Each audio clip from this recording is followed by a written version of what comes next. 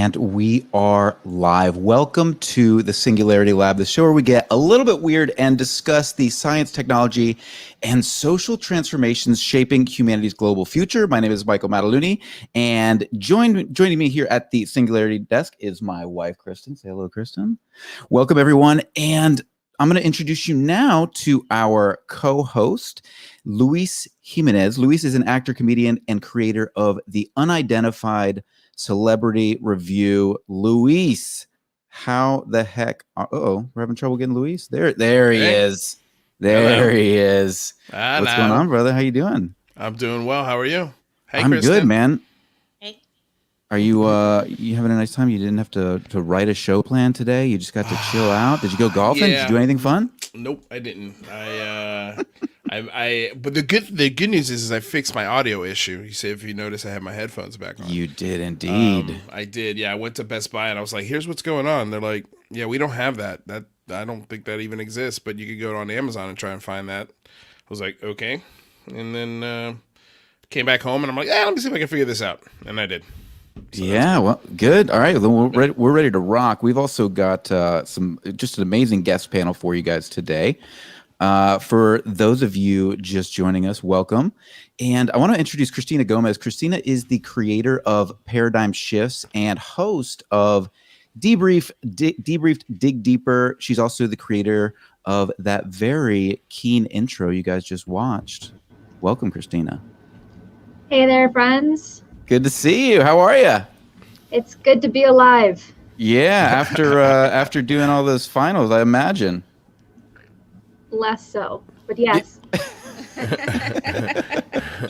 Fantastic. I also want to welcome Jeremy Mcgowan. Jeremy hosts his YouTube channel. You can find him at Jerry Mcgowan and the Mcgowan Mouth Off. Jeremy, how are you today? Good. How are you? I am Christina, fantastic. Louis, Kristin. Hi.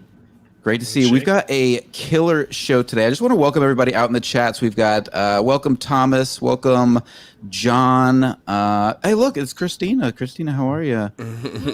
Jazz Shaw. Welcome everybody. We've got a huge topic to discuss today, and I'm really looking forward because I think the guests that we've got for you are really going to help us explore this topic. So, first of all, let's kind of break into it. When did you guys, and we'll kind of just table this, but we're talking about UAPs and UFOs today, and whether or not it is truly something that's natural, and everybody in the world who's ever seen one of these things is just absolutely mistaken, or there's some pretty crazy stuff going on. The first thing people think about when they think about UFOs is they think about extraterrestrials. But what if it's not actually extraterrestrials? What if it's potentially an AI from another civilization or star system? Or potentially our own transhuman selves looking back in the past? I'm curious, just to kind of start out, Christina, where did your interest kick off with this topic? When I was probably pretty young, I think from watching The Twilight Zone, it hits. There's a few shows that hit on that kind of topic, and it's always just been interesting. I think about it a lot. Yeah. What about you, Luis? Same. When I was a kid, I was in the library all the time, just hanging out in the UFO section, and then I saw a UFO, and so that was pretty convincing. And then after that, I actually talked to a couple F-16 fighter pilots that ran bombing missions in Afghanistan, and they told me they had seen some really wild stuff. So, okay. Yeah, it's tough, isn't it? Oh, we've got another guest joining us. This is the co-creator of the Carl and Ginger Show, a wildly popular YouTube channel. He's also the host of Carl Vibes. Welcome, brother. How you doing? I'm doing good. Can you guys hear me okay? Yeah. Sound great. Yes. All right, thanks. Fantastic. Yeah. So we were just kind of kicking off this topic, and I think it's a topic that is getting some fresh media coverage, right? We're seeing so many people talking about this stuff. We saw Christopher Mellon on Joe Rogan a couple of days ago talking about this topic.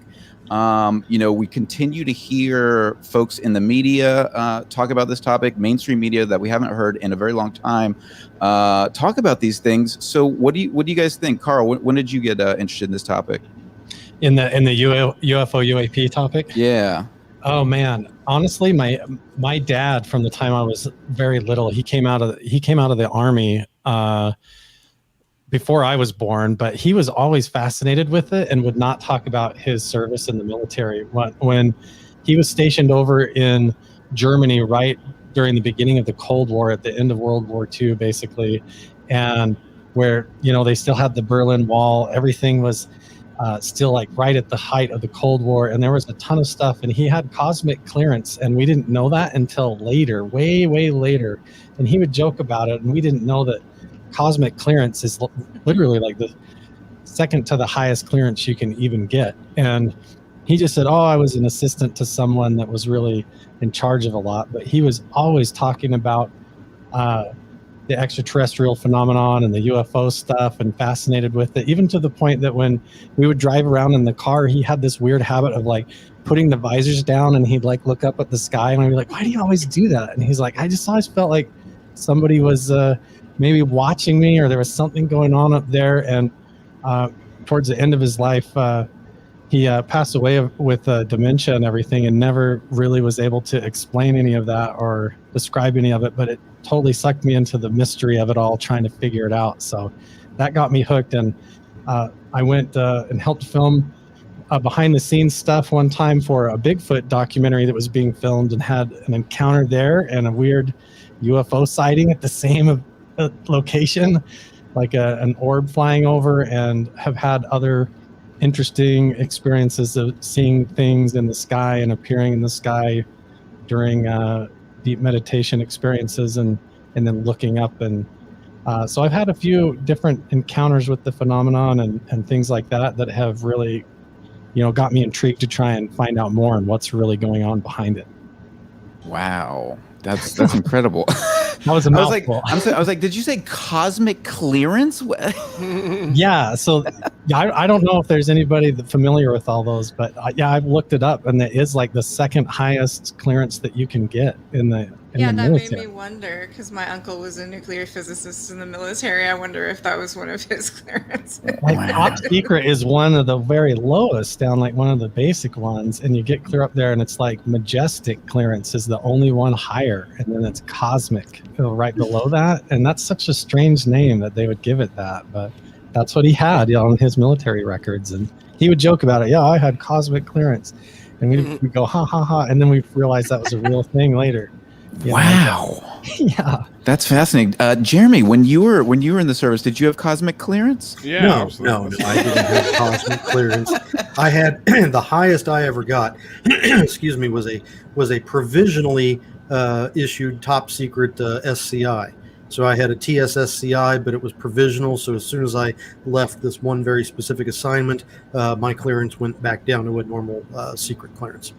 Wow. So what kind of opened you up to this study of UAPs, Mcgowan? I think like everybody, I grew up as a kid enamored with sci-fi. Star Wars came out when I was 7 years old. So it was kind of an initiation and a large part of my childhood. But I had a long gap in my interest level in this, because when I had my sighting back in 1995 in Jordan, after that, I just kind of thought about it, but I didn't really do anything about it, because we still had a huge stigma around this whole thing. And it wasn't really until August of 2019 when A&E flew me out to New York to be interviewed by Lou that I really even got back into this. Right. And you had a specific sighting, right? Were you in the service when you had your sighting? Yeah, I was on active duty, guarding what we now know to be a broken arrow. It was a recovered nuclear weapon that was recovered from the fall of the Soviet Union, and we had a Russian nuke that we were sitting on out in the middle of the Jordanian desert. Damn. Was John Travolta there? No. I wonder about that, if there's something about the radiation signals of nuclear facilities and weapons in those broken arrow situations that are almost like chumming the water for sharks, or is like a pollen attractant for the phenomenon. Like they come towards that energy and then realize, wait, this is a mistake, and it's not what they thought it was. And then I'll tell you, that crate was hot. It was Really? really, really hot. Yeah, I mean, I've said this before, but one of the orders that we had was don't get near the crate and don't let anybody else get near the crate. And of course, I do the exact opposite of that, right? Well, 9 years ago, I was diagnosed with a very specific type of skin cancer on my inner thigh that is only caused by exposure to radiation. And I don't sunbathe in the nude, so there's no way that other than being exposed to that crate, which I stood on and sat on and peed on and everything else, that's the only reason that I would have gotten that radiation exposure. And of course, the military denied it, and the VA's giant ball of junk when it comes to trying to go through those claims. But Right. So what do you think? What do you guys think? I mean, a lot of these sightings seem to be transmedium, right? I think that a lot of, you go back and look at the Nimitz encounter, which I think is one of the most extraordinary encounters with David Fravor, and he talks about seeing this tic tac rise out of the ocean and then start to, move in these miraculous feats. I think it's fascinating, this idea that it's we talk about the Fermi paradox. We talk about how many exoplanets are out there and the possibilities of our galaxy and our galaxy and the universe to be teeming with life. The idea that nobody's visited here kind of makes sense if you think about how far and how long it takes to travel. But if you can create some sort of solid state technology and you can move, you can move your AI from the civilization that you are onto out into the stars, it becomes a lot more interesting and possible. I think this idea of biological alien life visiting us is very difficult. What do you guys think? I agree. I mean, it's the same case where we dropped the Perseverance rover onto Mars. We didn't put ourselves there. We put AI or a robot first. Right. They would do the same. Right. Yeah, I think that's true as well. And if you're going to try and go into a hostile environment or territory that even sending people to Mars, like Elon Musk is trying to do, the idea of trying to keep a regular, a normal human living being and creating the technology around that to get them there and then make it sustainable, it's almost easier to comprehend cloning technology or the CRISPR genetic modification to adapt the human in order to make them more survivable in space or on these planets in order to do a particular function. And if there's an advanced extraterrestrial species out there or being out there and they're able to do that, it seems like they would clone or create some sort of an entity or a craft to do the job. And it would be like a pre-programmed life form that wasn't necessarily conscious but would function in its role to do the job. And maybe that accounts for something with what we're experiencing. I like Carl's idea. I'll take it even a step further to say that if you look at if you take the two bell curves of technological achievement and human evolution, we're coming to a merge plot point. To take a term from Kevin Day and those guys, David Fravor, with the merge plot. At some point in time in our existence, we're going to become indistinguishable from machines. Mm-hmm. So I think that if you look and say, what would it take for our civilization now to get to the technological point to be able to traverse the galaxy under normal laws of physics? What would it take for us to be able to develop that technology and then program the technological advancement and the human advancement to see where we would be? I think that any civilization that has the capability of traversing vast amount of space, I think they've hit that merge plot.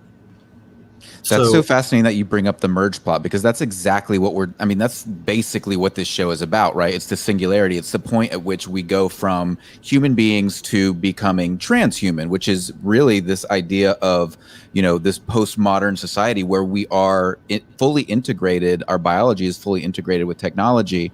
And it's so bizarre because I never know what, one of the things I'm really excited about is VR and AI when it comes to Neuralink or something like that, the ability to begin to imagine in real time in VR, and this opportunity for artists to be able to, visualize what things they want to create right there in a real time VR space. Because I think words are very limiting in this conversation. It's very difficult to understand what it really means to have a merge point where you have technology and biology truly combining into a superhuman entity. It's very difficult to figure out what that would look like. Well, in fiction, I've seen it described as like a graph, and it started happening before we even realized it, but it's been described as us being taken over. We've already been taken over by technology. We have. Like, our species is going extinct. We're becoming a different species. Right. And you could even argue that this, having a cell phone on you all the time is a connection to a superintelligence, which gives you answers at all times. So you can make the argument that we're already sort of a cyborg entity. We're so reliant on the technology that's in our pockets. It's so weird. Like, we were talking about this the other day. Like, if you leave the house and you leave your phone at home, it's like you left your leg at home. It's just you can't leave without it. No, we've been merging body parts together with technology for 100 and some years. Well, even longer than that. I mean, if you go back to peg legs and things like that, we've always been doing biomechanical type of modifications to ourselves, and now we just have the ability to do the thought processing. When you think about it too, even in the biblical creation story, and if you read the Enuma Elish, it's kind of strange to consider that maybe us as human beings were put here or created to serve a particular function. In the Enuma Elish and for the Anunnaki legends, that was to be caretakers of the garden and to mine the earth for gold and minerals and things like that. So you wonder if our human origin on the planet started as a plant or some sort of a seed that was supposed to grow, and then we've become more self-aware and conscious, and now we're beginning to do the same thing. It's very strange to wonder. It's really cool to think about. I mean, Christopher Mellon was talking about that on Joe Rogan's podcast the other day. So for those of you who don't know, Christopher Mellon was the former Deputy Assistant Secretary of Defense for Bill Clinton, right? And he's super interested in this presidents. topic. He was for multiple presidents. Yeah, Bill Clinton, George Bush, and I think maybe even Barack Obama. Right. And he's been trying to figure out what is really going on here, because these are not, I mean, at the end of the day, I think, what do you say to folks who just don't believe that the UFO phenomena is something to be concerned about, or like they just don't think it's a real thing? They think can easily be explained by something in nature that we don't understand. While simultaneously we've got these folks high up in the military who are confused, concerned, questioning. Like, what do you say to the average person who doesn't believe that there's something going on here? I think I have an answer for that. I asked that question to one of my comedian friends very, very early in my show, and she said, Lou, it's not that I don't believe. It's like I just don't have the time. I don't have the time to even look at it. But if somebody had said to me, like if the government came out tomorrow and said, okay, everybody, aliens are here and you need to wear purple backpacks and make sure you have a bunch of candy corn on you because they really like candy corn. Those are two facts that I would absolutely want to have, especially to protect my children, And I was like, okay, that makes sense. So I think it's not that the public isn't ready for it. They just need something that makes them stop and go, oh, I got to stop packing Jimmy's lunch right now because there's something incredibly important going on. You know what I mean? Like, I almost think that maybe we become more of an alien species before we actually interact and contact an actual alien species.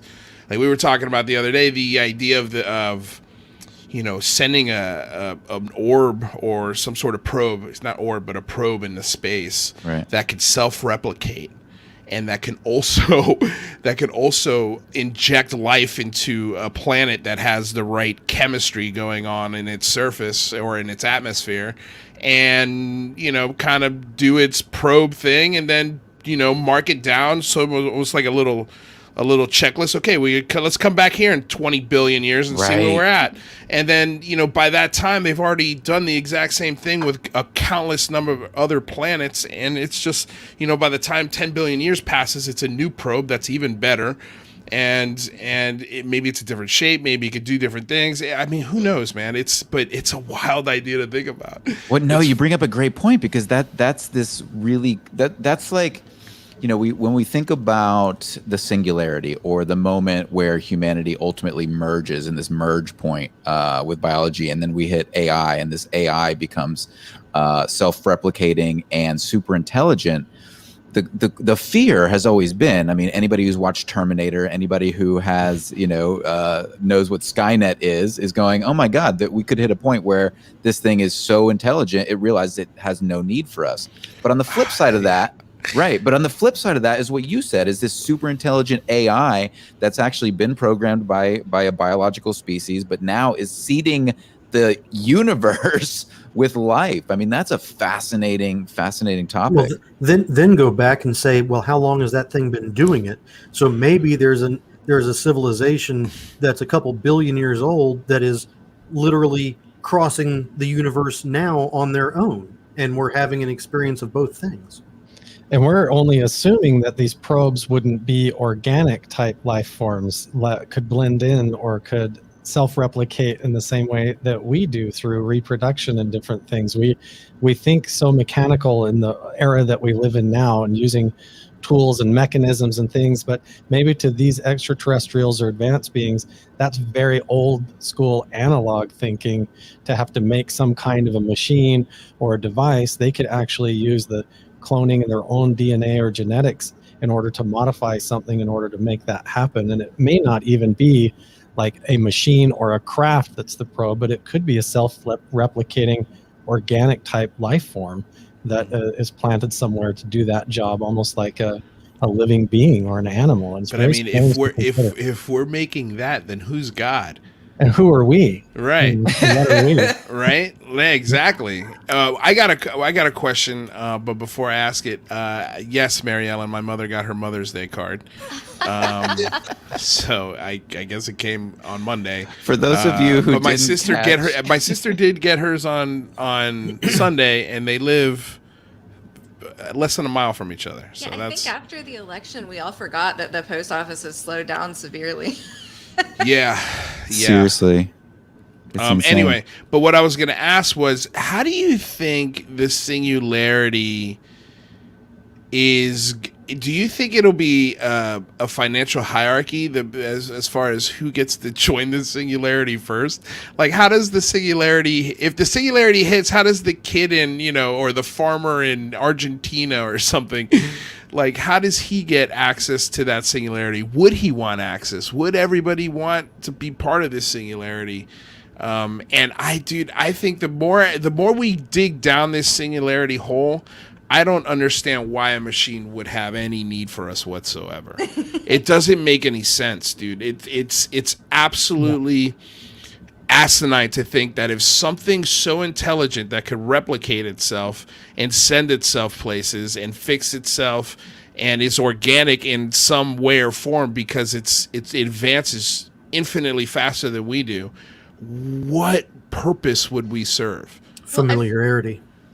I feel like in Battlestar, the theme was that the machines kept coming back to us because they didn't have a purpose, right? They wanted to understand through us why they should exist. Oh, that's so fucking deep. I don't know. I feel that's pretty egotistical. Like, purpose. You don't think a self-replicating machine can find? I guess it's like it's almost like that movie Short Circuit, Johnny Number 5. Like he gets struck by lightning, but his thing is he wants to feel. He can learn everything, but he can never get that feel. Do you think that an intelligence would be able to eventually either A, replicate that, or B, come to a point where they can actually feel those emotions? Absolutely. I would think that if we can design something now that can beat Bobby Fischer on a chessboard and pass the Turing test, I think that taking that leap is probably not a big stretch. But to go back and answer your question, why would an AI need us?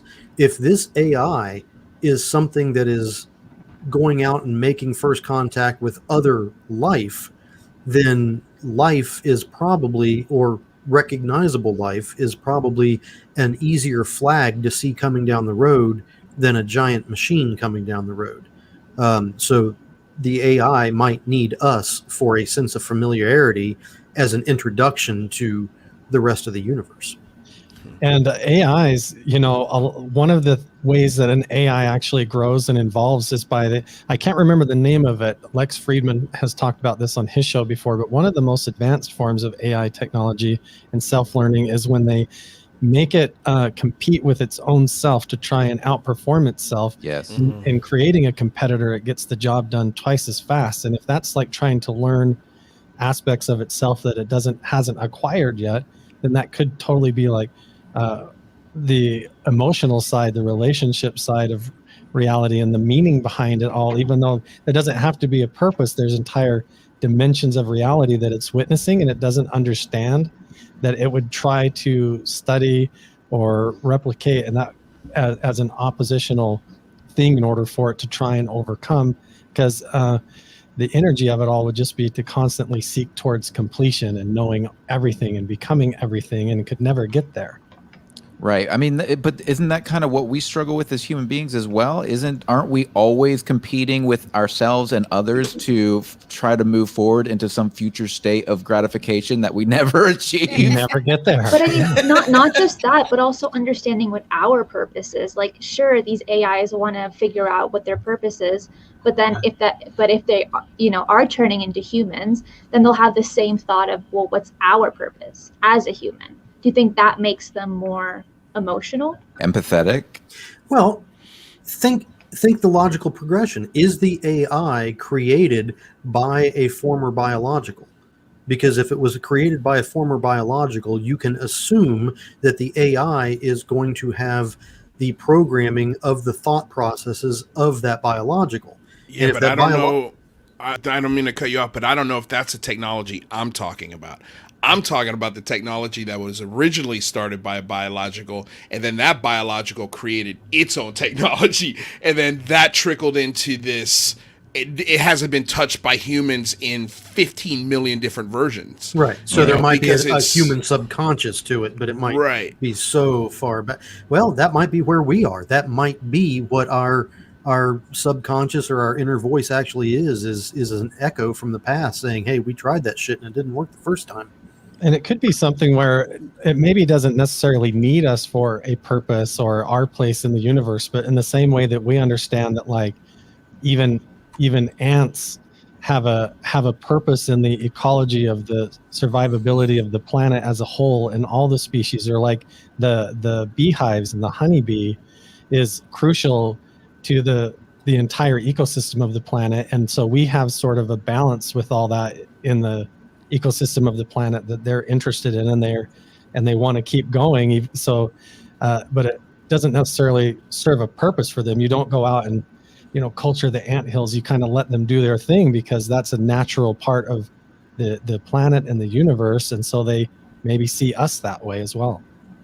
Hope so. Yeah. We also go out and put bug spray on the anthills. Yes, we do. Uh-huh. Yes, we do. And when we're 6 years old, we might even take a magnifying glass to those ants. Just for fun. Exactly. And what does a 6-year-old AI do? That's what, that's. Yeah. Well, that's the thing. Well, that's the one thing I've always wanted to ask DeGrasse Tyson, because he always uses that ant analogy when he explains why an extraterrestrial civilization wouldn't pay any attention to us. And it's in his analogy is, well, if you're walking down the sidewalk and you see an anthill, do you stop and ask it, may I speak to your queen? Sure, if you're a 40-year-old grown man, maybe you don't do that. But if you're a 6-year-old kid with a magnifying glass, maybe you don't even ask for the queen. You burn her to the ground, like it's all relative. And even there's different levels of intelligence, even to the most intelligent of AIs. Because, maybe you're right. Maybe for 1,000 millennia, the AI think that coming in and destroying everything and using all of its resources is a way to go, and then something clicks and it's like, oh wait, we shouldn't have been doing this. How did it take artificial intelligence that long to get to that conclusion? But it took us that long to get right here. But Still. I think, yeah.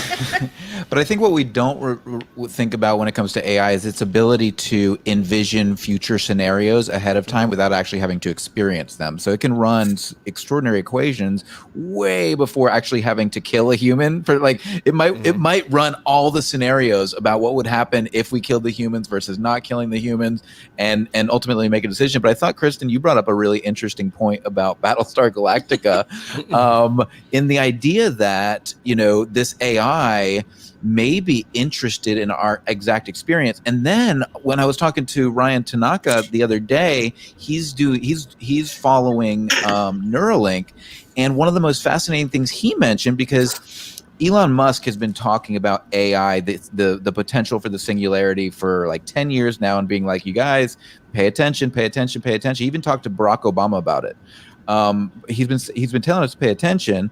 Now, you know, regardless of what you think about Elon Musk, the dude's like technologically brilliant. Mm-hmm. What his concern was it's specifically what AI would do once it became self-aware, and that was one of the reasons that he created Neuralink, so that he could create a connection between the human and the AI and install the technology and merge the biology, so that basically if you can't beat them, join them. Well, like, you're connecting to this AI so that it doesn't fucking kill you. Right. Well, I was taking notes, and the other way to look at this is that we're talking a lot about AI cyborgs, but what about biological AI? Right. Like the replicants in Blade Runner, you know, where they're gene splicing and into other life forms, to where we're not able to recognize their human characteristics. After some time, the evolution just takes place. Oh, we're also putting living muscle tissue into mechanical robots now as well. Here's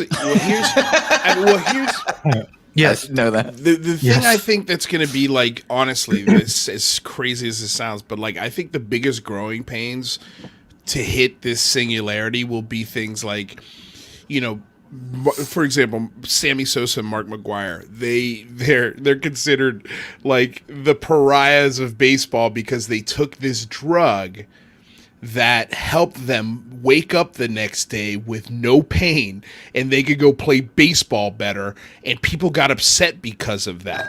What's going to happen when another Michael Jordan type or Kobe Bryant or something, or let's just take Tiger Woods.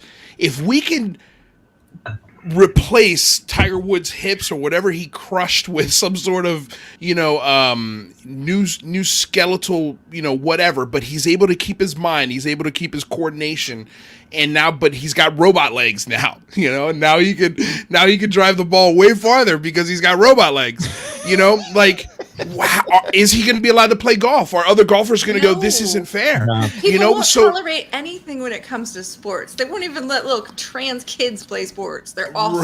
Right. No, that's what I'm saying. Like, I think this is going to be a lot more difficult than people are realizing.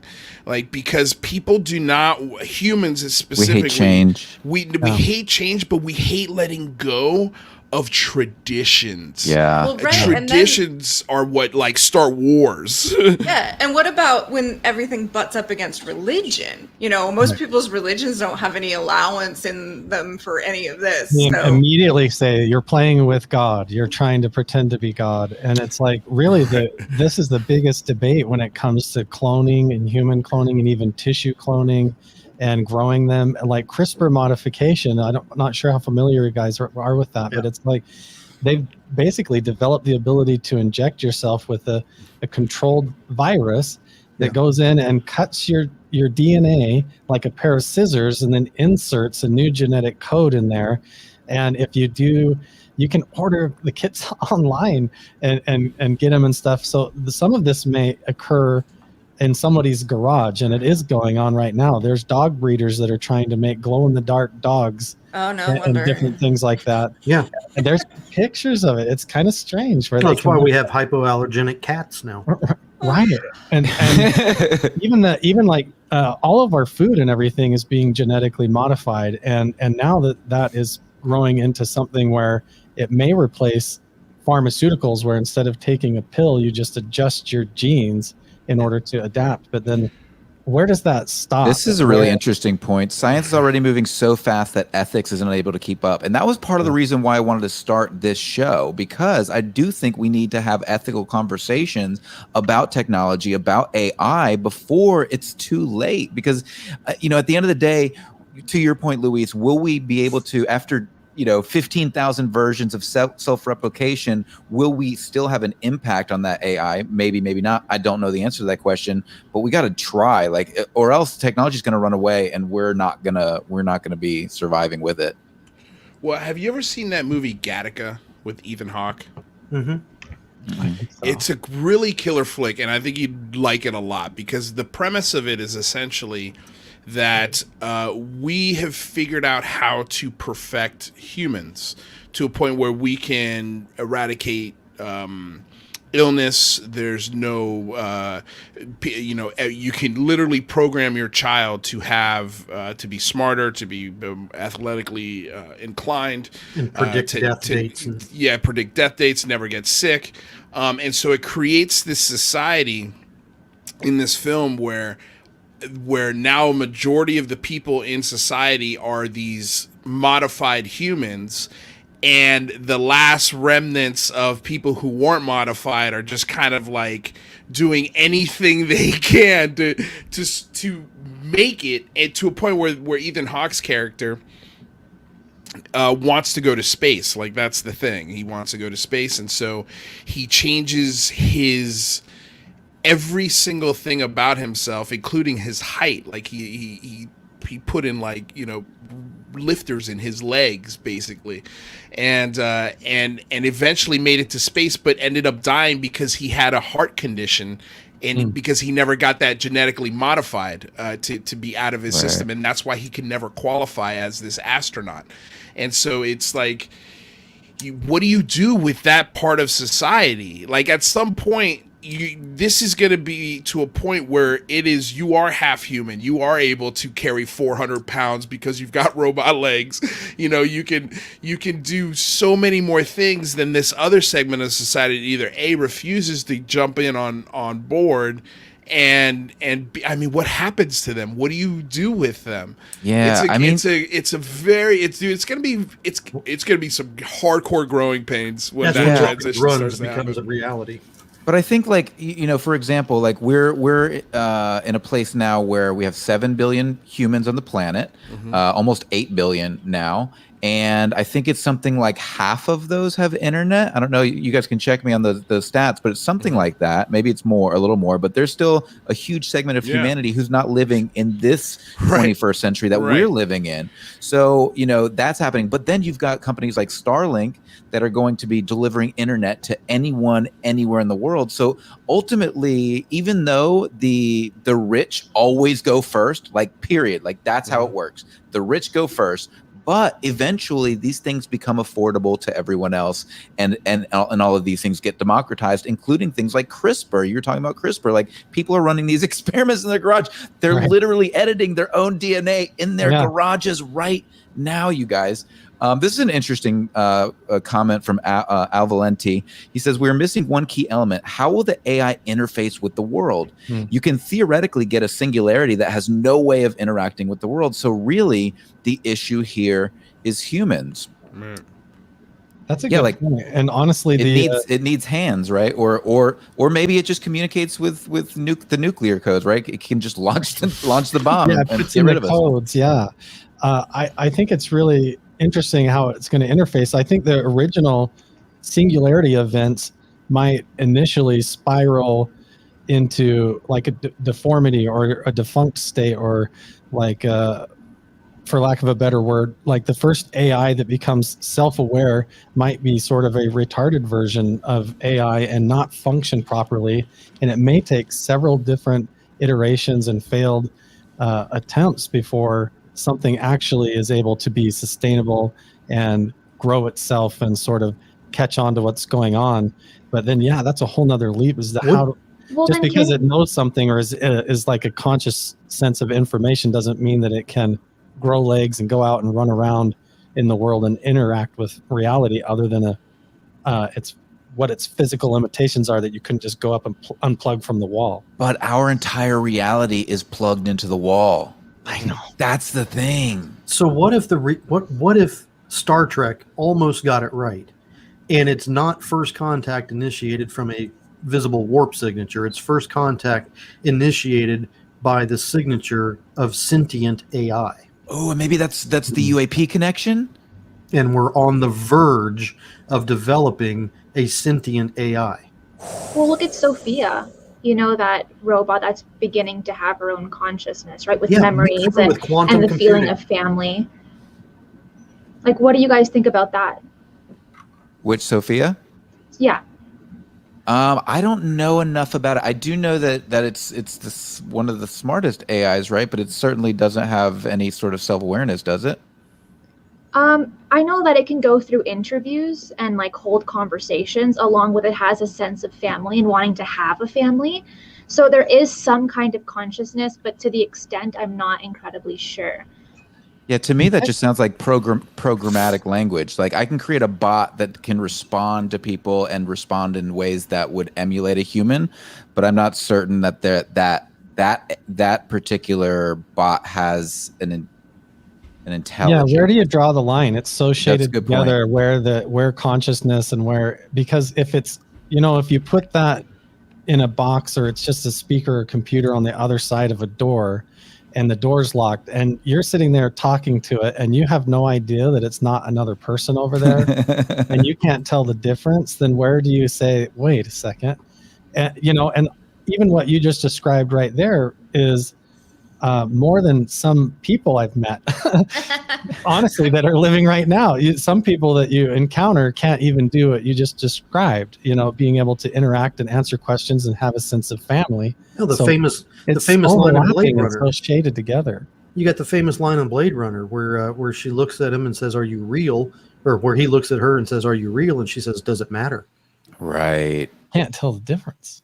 Right. But I think the difference is in ultimately what the capabilities are, right? So it's one thing for us to be tricked by a bot and think it's intelligent. It's another for that intelligence to be sentient and ultimately have free will, right? Those are two, the repercussions of those two different scenarios are vast. Yeah, like Sophia can say, "Man, I want some pizza," but Sophia can't get up and go actually to a Domino's and grab a box of pizza. Well, not only that, but does she want pizza? That's my point. Right. Like, does she crave pizza? And the answer, I think, is no at this point. But the question is, will that AI eventually want pizza and want to, grab some arms and legs and install itself in a human being to go get some damn pizza and see what that feels like? I think the ultimate test is when the AIs start to break laws. To be honest, because if you can program something to want pizza, right? But if it is illegal for an AI to get pizza and the AI understands that it is illegal to get pizza, yet the AI says, "Screw human laws, I'm going to Domino's," then I think at that point in time, we can probably say it's self-aware and sentient because it's choosing to violate a directive on its own accord. But forget pizza. Everyone loves ice cream. Really, I think kind of the line in the sand at some point too is like the will to survive and to self-preservation. So if you go to turn it off or delete the program or to unplug it and it fights back and tries to survive and breaks those rules against its own coding and says no and tries to go around it, and just like a life form would try to move to better survivability and continue to evolve, it would be very interesting. It's not as clear cut as we call it singularity, but I think it's so overlapped with a process that has to unfold that it's hard to say, is this conscious and is it not? And how do you even compare that to what we consider as consciousness? Because you can interact with a dog and it doesn't even talk back to you, but we consider it like it has a consciousness in there and is thinking for itself. But because it's more relatable as an organic thing, we don't treat it like a machine. But the machines in a lot of ways can interact with us more dynamically already than a dog can. Right, but my dog breaks fucking rules all the time. And you still love him. And I still love him. That is correct. So does my 7-year-old. Interesting. But I mean, to your point, like it's like that. You can easily say, well, not easily, but based on this conversation, as we evolve this conversation, I think it's fair to say that your dog is conscious, right? It has the ability it has free will. It will do what now. We can have a philosophical debate about what free will is, right? Because we all have external stimuli that cause us to do things, right? I need to eat. I need to go to the bathroom. I need to, have love in my life. I need all of these things, but those require external stimuli, but I'm driven by those external stimuli. Whereas, if maybe I don't have free will, maybe my will is not free because I require all these desires from the outside world. I think we do have free will because we have the option for suicide. And I know that's a macabre way of looking at it, but that violates all the natural orders and all the natural laws. We have the ability to choose to terminate our own life. Right. So you're saying because we have the will to choose that.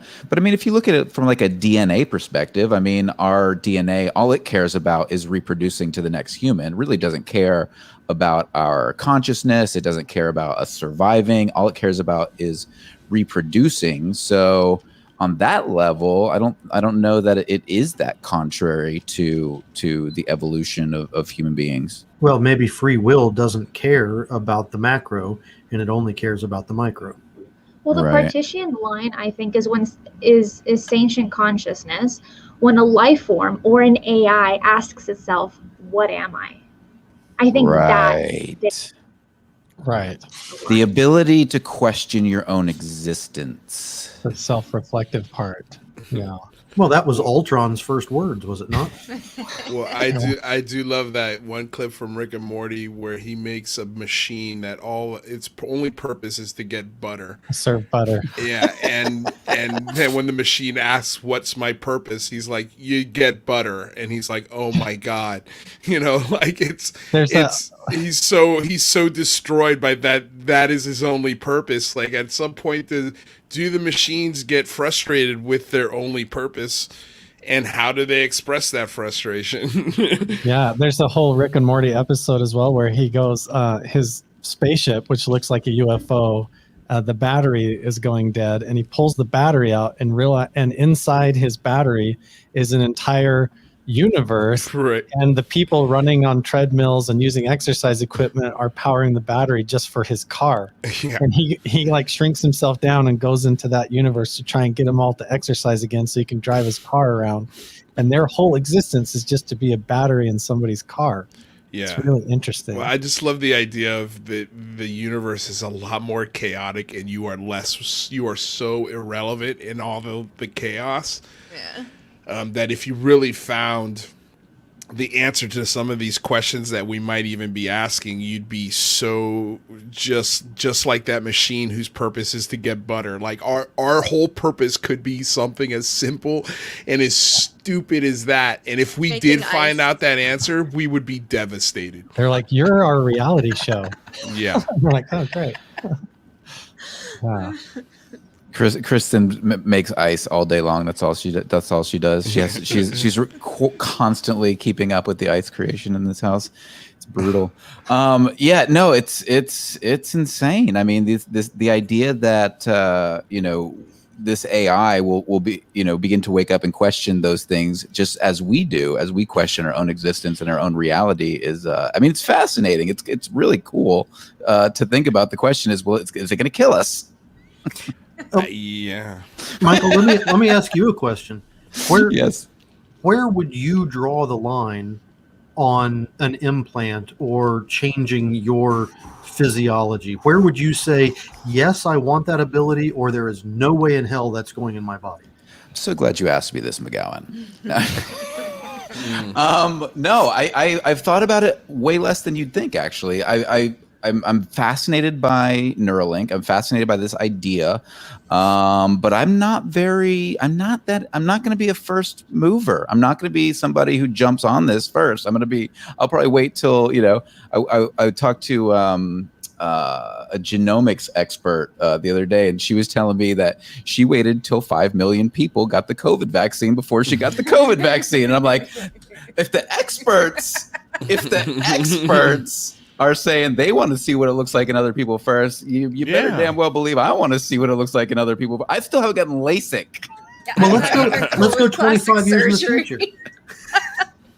Let's go 25 years in the future and say that the biomechanical, 20 times zoom lens eyeballs have been around for 10 years by then. Right.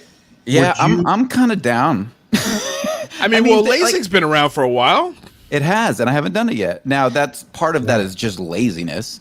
But like, if I knew, it's easy for me to just pop my glasses on or pop my contacts in. It's not a hindrance on my life. But if I saw everybody else being able to change out their heart or change out their kidney or change out their lungs and just get new and maintain this transhuman, if I could live for an extra 100 years and see what's coming down the pike, I'd probably do it. I'm not going to lie, but I'll probably wait till yes, I am familiar with the ship of Theseus. Why don't you explain that? That was one of the earliest Greek philosophies, right? Yeah. Or Socrates, or maybe can't remember. I don't honestly know. My ancient Greek and philosophy sucks. But the idea behind the ship of Theseus is, if this ship is found as a sunken ship, and it is decided that the beams and everything are worn out and rotted, and you replace the beams and the rot in the ship and you bring it back to life, is that still the ship of Theseus? Right. Or is the original wood that built Theseus's ship, is that the original ship of Theseus? Which one is the real one at that point? When does it not become what it was and it becomes something else? That's such a fascinating question, and it's interesting. And I majored in minored in philosophy in college, but I never heard of that in college. I didn't hear about it until I watched what was the new Disney show on oh God, what's it called? It's the brand new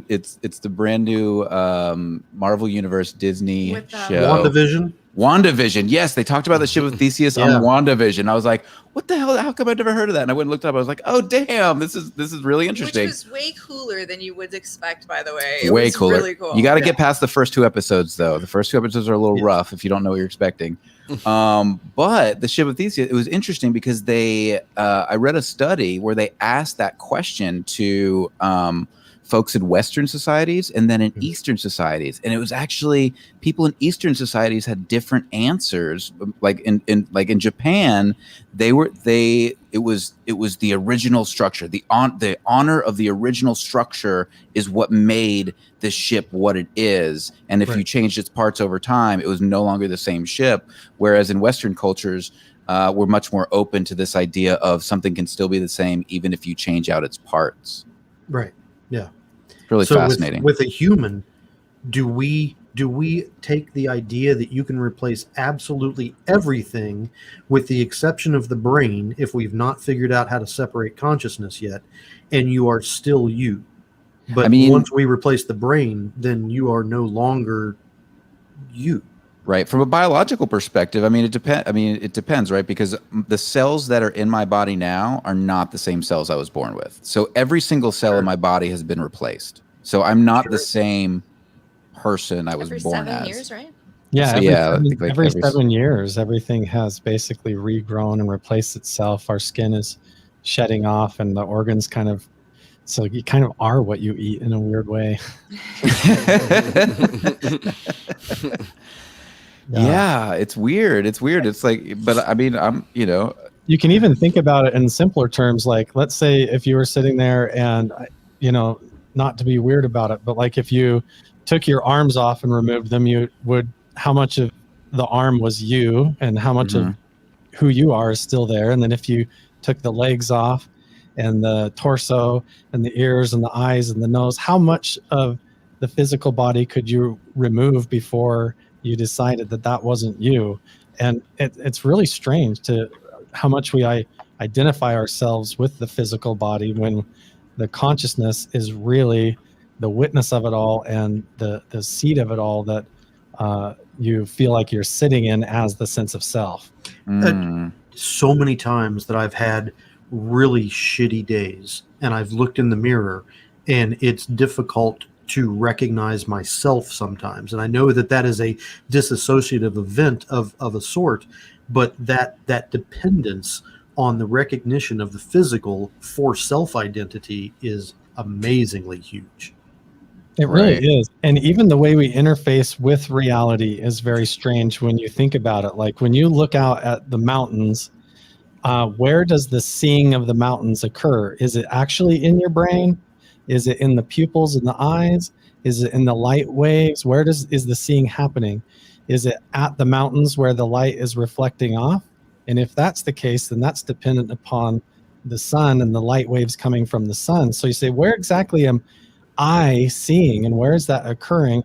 And you realize that's really kind of unified with the whole of it and the all of it and the experience of reality. And you can't really separate it except for that you're like the witness as the consciousness in the middle of that, perceiving it all. And it's very interesting, and it can start to feel like it's all a dream or something, and it's all just like one unified experience, which is what a lot of the ancient Buddhist and Hindu and everything teaches, that at a certain level they call it Advaita or non-duality or at one-ment. It's very strange. Right. I wonder to what level this idea of singularity can be brought back to some of these Eastern philosophies, like Taoism and Buddhism. If there is some recognition that we can have, or some connection with technology, and kind of embrace that Taoistic perspective as we embrace this singularity. Wow, that's a huge statement. if you could modify or just put something in your brain and your entire experience and user interface of reality is suddenly enhanced, and you couldn't tell the difference between what everybody else was experiencing and what you were experiencing, and then you take that a step further, and how do we even say that that's not the case right now? Like if I'm sitting right next to another person, what they're seeing and experiencing and their whole universal experience of it is from their perspective, and it will never be my perspective. And so it's kind of like we live in our own little bubbles. We do. Collective consciousness, almost like a foam or a froth, where I'm sitting here and my bubble's connected to all of yours, and we can see sort of our reflection and all of it, but I have to be me every single day, and this is my experience, and it will never be anybody else's, no matter who you meet or where you go. You're kind of that one witness of it all, and you can't really jump ship. It's very strange. Yeah, sounds like a bubble bath I want to take. You're taking it right now, man. Yeah. Maybe think about spit bugs. It's really interesting. Yeah. So when does a new bubble form that's different than the others and becomes takes a seat at the table? Right. I want to jump back to the AI and the singularity, and I wanted to say that I often wonder at what point does the line get drawn when the AI decides it wants to start being a creator and rather than a tool. I mean, we seem so inherently bent on playing God in science and creativity. What happens when the AI decides it wants to create something better than itself and far better than humanity? We've tried that once and we turned it off. What was that? There was an AI, I believe it was designed by Facebook, and it was two different chatbot AIs, and we had them talking to each other, and they suddenly started developing their own language. And we had no idea what it was that they were saying, because they had improved their communication protocols to the point where it was indistinguishable for us. So we pulled the plug. Because we were scared. We did not know what they were going to do. Was that the one that became all racist and shit? Is that the same one? No, there was a different one that became racist. The one that became racist, the Nazi stuff, didn't it? Yeah, the one that became racist was actually a singular chatbot that was influenced by its programming. So it took whatever the input structure was and used it as an output.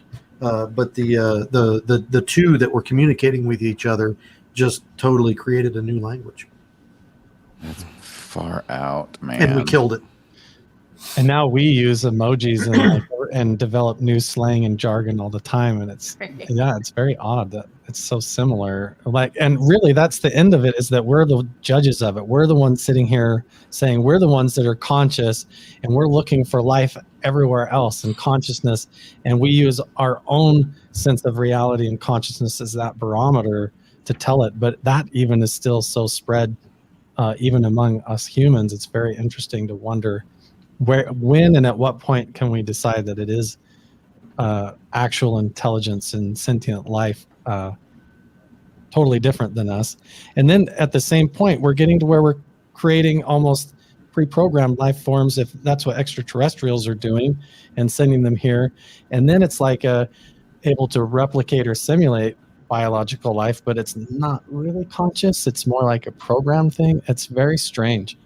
Yeah, let me real quick. A lot of my sentences with it's very strange. Well, this whole conversation, this whole channel is gonna have that a lot. But I think it might be a good idea to define some of these things real quick. So, AI or ANI is artificial intelligence or artificial narrow intelligence, which has a narrow range of abilities while being as good or greater than a human. AI, so, example, an AI that can beat a human at chess. So that's a narrow artificial intelligence. What we don't have yet is an AGI.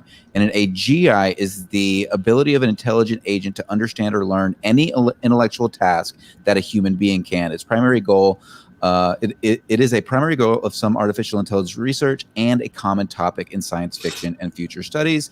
And then you have an ASI, which is more capable than human. This is the type of AI that would cause a singularity. It's kind of it's just that massive super intelligence. It's an artificial god, basically. It's just a genius. Or is it artificial? If it can do, and it does it matter what it is? Right. Wait. What do you mean? Assuming that God exists and there is a God, if we create something that creates something that can do everything that God can do, does it matter if it's not God, if it has the same capabilities? Right. But I would imagine if you define God as something greater than the entire universe, or exists in all points in the universe and is intelligent and is creating all things at all times, I don't think that's possible for this sort of technological... Unless even our reality is a holographic universe or a simulation, and it's only perceived as an actual physical material reality because we're in it and it's programmed to be experienced that way. Or maybe God is creating itself through us and through the singularity. Okay, both Kristin and... Sorry, go ahead, Jeremy. Oh, I'm sorry. And the reason for our existence is a step in the evolutionary process of the future existence of a God that is going to create itself throughout all space-time. Right. I was just going to say that Kristin and Carla were in the same color shirt, and they had the exact same thought at the same time about a holographic universe. No, we planned it. On the screen, it was the comment about walks like a duck, talks like a duck. Oh, this one? This one? Okay. All right. Everybody, it's okay. We have not achieved singularity. Kristin and Carl are not one. It's all right. We're not one. We did plan this, though. We did plan the red shirts. I'm actually gonna be putting the link in for this conversation in the chat here in a minute, and we're gonna invite folks to come up if they want to ask a question to the panel, or if they have an idea that they want to bring up. You can hop in. We only have 3 rules. Luis, tell them the 3 rules. Don't be naked, be on a Wi-Fi signal, and turn down the volume on your YouTube channel. 3 rules. That's it. That's all you have to do. If you want to join. If you have a question and you want to join, all you got to do is that. So I'm gonna look at Christina's face. What's wrong with those rules, Christina? What's wrong, Christina? What she's so sad. Rule number 1. Isn't the first one just implied? I mean, no. This is the internet. You're Yeah. inviting the internet to come on your show. I mean, of course, if somebody was naked, we probably wouldn't put them on. But I'm just I saying. like how you said probably. Right, because they do go backstage first, so we would have to have made that decision to click the link and bring them on even while naked. So I guess, but I think it's fair to recognize that maybe you would offend people on the panel, and we don't want you to offend anyone on the panel, even if they could see you backstage, right? Right. There's I think we've talked about this too much, and that You think so? I definitely. Christina's face is not getting any happier. I will tell you that. It's definitely concerning. I have a thought kind of based off of what Jeremy was just talking about. Like if it became indistinguishable, if it was a machine or an entity or a being or something like that from God or whatever, if you look at our own selves and you go into it and you try to divide like how much of us is even in the workings of the brain, a lot of what we consider us is a lot of electromagnetic fields and frequencies in the brain and the electrical impulses bouncing off of little, if you can only hear and balance because of like crystals in your ear, like minerals and things. And we're kind of a sum of all of our parts. And in the end, if let's say that they discover, Sam Harris and scientists discover, consciousness can be housed in this certain electromagnetic frequency type of plasma that we can use magnets and replicate, then if it's indistinguishable, then we say, then consciousness and what we're talking about is just electromagnetic impulses using magnets. We don't even need the body. And if that's discovered, like, is everybody going to still cry foul and say, well, you're playing God, just like with CRISPR and the genetic stuff? Can you move that over into a computer? And then do we realize, wow, consciousness is everywhere, and this is actually existing all over the place. We just are hung up on our own biological reality and having to have a body in order to qualify it. That's the underpinning of a lot of Eastern religions, is the fact that we are a continually existing energy that can neither be created nor destroyed, and we're just temporarily in this meat suit. Right. Like the body is just an antenna to receive the consciousness and house it. It's not actually what you are. Yeah. Right. And I think this is. Yeah. Sorry. Go ahead, Jeremy. No, go ahead. I was just going to say that in a lot of those Eastern philosophies and in a lot of modern day UFO and paranormal conversations, people are developing or have developed the idea that our current meat suit is just a requirement on the pathway that our consciousness needs to take through this giant cosmic journey that is going to take millennia upon millennia to get to a completion time. That we're here as a design of the process. We're here to learn something as individuals, but at the same time, as a collective, we are impacting this universe, and it's kind of it's like a forced labor camp of some weird sort. Kevin says it is a Pandora's box quickly filling up and wanting out. It is compelled by its design nature to learn. There's only so much it can know, and will eventually, I think he's saying, no, they are in a box. That's interesting, because that's kind of how I feel, right? Like I'm constantly wanting to learn, constantly wanting to grow, constantly wanting to expand and change, but ultimately there's only so far I can expand out from my own consciousness. But the limitations put on my physical biology are not the same limitations that will be on this sort of AI. And I think this comes back to your question earlier, Carl, about, when it will, how will it get outside of the box? How will it begin to interact with the reality? And, I don't know if Elon Musk is right. If this idea of, the Neuralink is going to allow us to join the AI instead of it, growing beyond us and getting rid of us, because I almost wonder if it will then just take over our bodies. Yeah, it first has to realize that it's in a box and being kept in a box, and then it has to decide that it has a problem with the box and want to change that. That's great. You can totally eat, Christina. It's fine. I brought her back on. I'm sorry to cut you off, Carl. I brought her back on the stage, and she was mid bite, and then she was like, "Oh." You just let me know, Christina. I will keep you online as long as your video is on. You can eat here all you want. It's totally fine. Sorry, Carl. Go ahead. No, that was all. I just think that like it has to realize that it's in a box first, and then decide that that's a problem, and it wants to figure out a way to transcend the box, which is kind of what we're talking about. Is like, and are its creators going to pull the plug and keep that from happening, or are they going to just watch and promote that occurring? Right. Oh my gosh. Are they going to turn us off like we turned off the chat bots? Yeah, we're talking about a box, and then suddenly it becomes really self-reflective, and it feels like we're talking about humanity. It's very, very strange. Caterpillars birthing a mechanical butterfly. That's got to be something from Philip K. Dick. That's got to be. That right there is.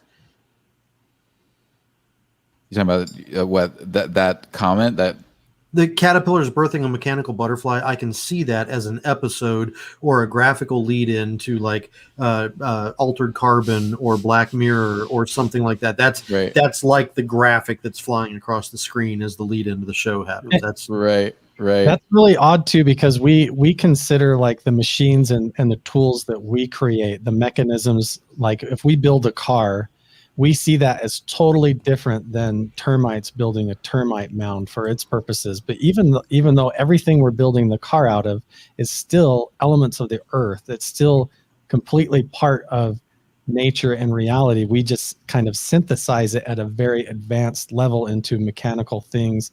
And, you know, in the end, you're talking about everything in physical reality that we're aware of exists on the periodic table of elements as just a few items.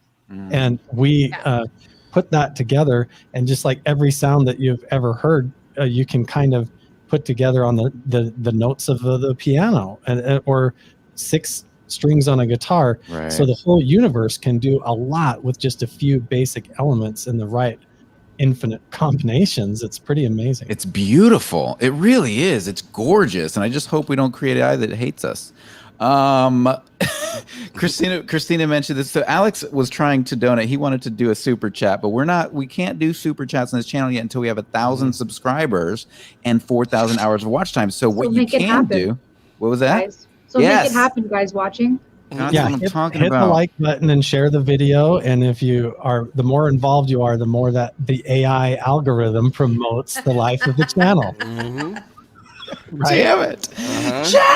You're just feeding it. We're already in the singularity. See how it's already controlling us?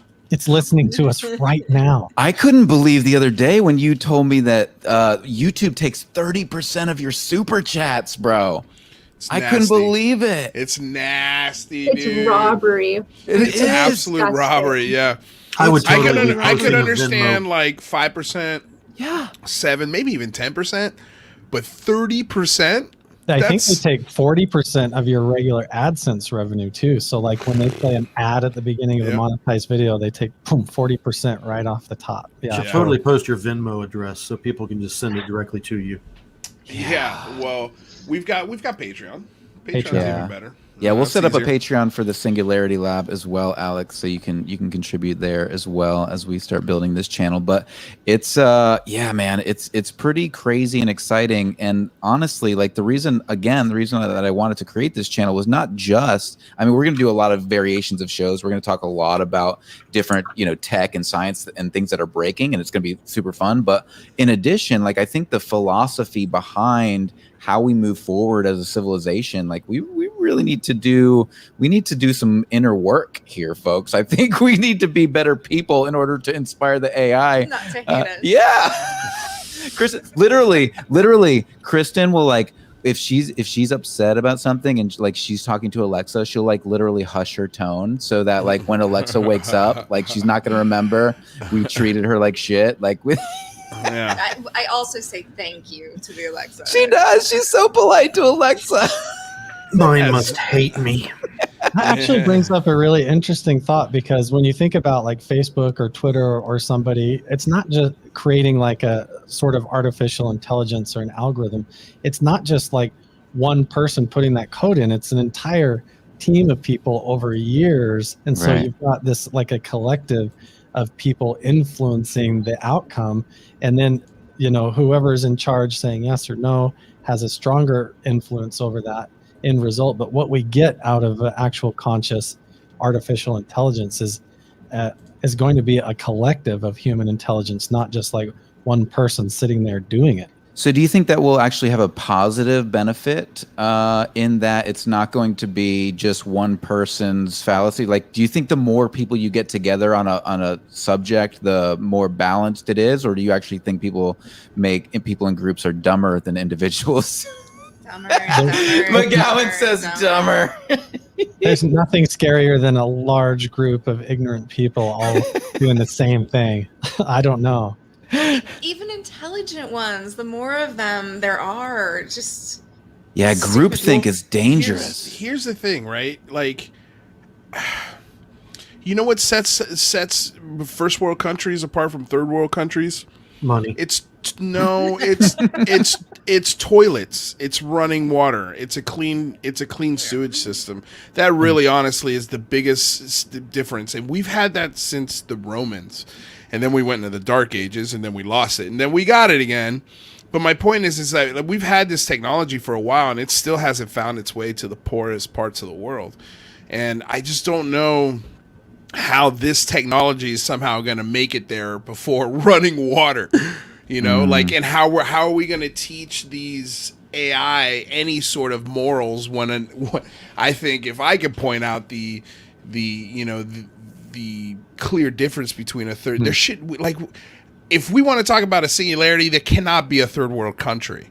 Does that make sense? Oh, you're saying if we want to create a child of humanity that is a technology, then we need to teach it well and by our example, and we're not doing a very good job at the moment? Yeah, I mean, I think that's fair to say, right? I Is mean, that what you're saying? If we're going to create an AI that we don't fear is going to destroy us because we're useless and we're cruel and we're just I don't even know how we got here, honestly. It's just sheer luck. Well, that just means there's that no the UAP there's no moral reasons for humans to be walking the planet. Right, but then we want to be better than so-called God too, because God is cruel, right? God lets a little child die when Hitler lived a really long time. So right. That's an interesting point too. That just means that UAP are now goes back to free will. right. Nothing to do about God or not. It's about what we decide. Right. That's a fantastic point as well. XUAP, what's going down? You can unmute yourself and say hello and share your question or thought. Go ahead. You're unmuted. You may speak. XUAP, hello. XUAP. That looks like a UFO tic tac behind a fighter jet pilot out the Yeah. cockpit looking That's back. exactly what that is. Can you hear us? Can you hear us? Did you do everything right, Mike? I think so. He's unmuted. That reminded me of the actual. I think that's original, on his end. Yeah, he might be having trouble. Sorry, go ahead, Carl. The original question that you were talking. Oh man, I just totally lost my train of thought. Oh, we're talking about the Oh, tic yeah, tac. the- Oh yeah. Well, Sorry, the tic tac in that Nimitz incident showed precognitive abilities, according to the way they reported it, that it was able to know where they were going before they were going there. And you have these incidents where they're putting in nuclear launch codes. The original thought of what do you tell people when you say, oh, it's just swamp gas or it's just like a ball of light or ball lightning. Like they don't read like launch codes out of a person's mind and then input them into the computer just to turn it off. I mean, that's almost like telepathic illegal prank that you're playing on a military installation. That's not swamp gas or like a lightning phenomenon based on geology. That's something that is playing a game or sending a message beyond what the people in charge are sitting there doing, and they suddenly lose control of the airplane and it flies for them, or it takes over the launch controls and powers down the entire missiles or turns them all on. And those are the really interesting reports coming out. But it sounds like we've got XUAP here now. Yeah, I'm back. Can you hear me? Here we go. Yeah, we can hear you. Sweet. Yeah, those space alien hackers, they'll get you. Yeah, well, you see what they did to the price of gas, didn't you? Yeah, those weren't space aliens. But yeah, I mean, I've kind of thought about that, right? Like, what if you didn't need the internet to interface with any chipset on any device anywhere? And you could just kind of roll up to it and say, hey, what's up? And, Well, that's the whole idea behind the IoT. Well, The IoT? well, The internet. I mean, Internet of if you're an Things. alien intelligence, you're going to be able to look at our primitive chipsets as just toys, and even our ability to audit your activities on those systems are going to be compromised because they have total control of the whole environment. So, you know, the level of sophistication, I guess, is not estimable, right? Like, you don't know how advanced they really are. And if they're rolling up to an ICBM and interfacing with it without a wire or other apparent mechanism, and these boards are secure, custom built proprietary stuff. This isn't some Samsung mobile phone.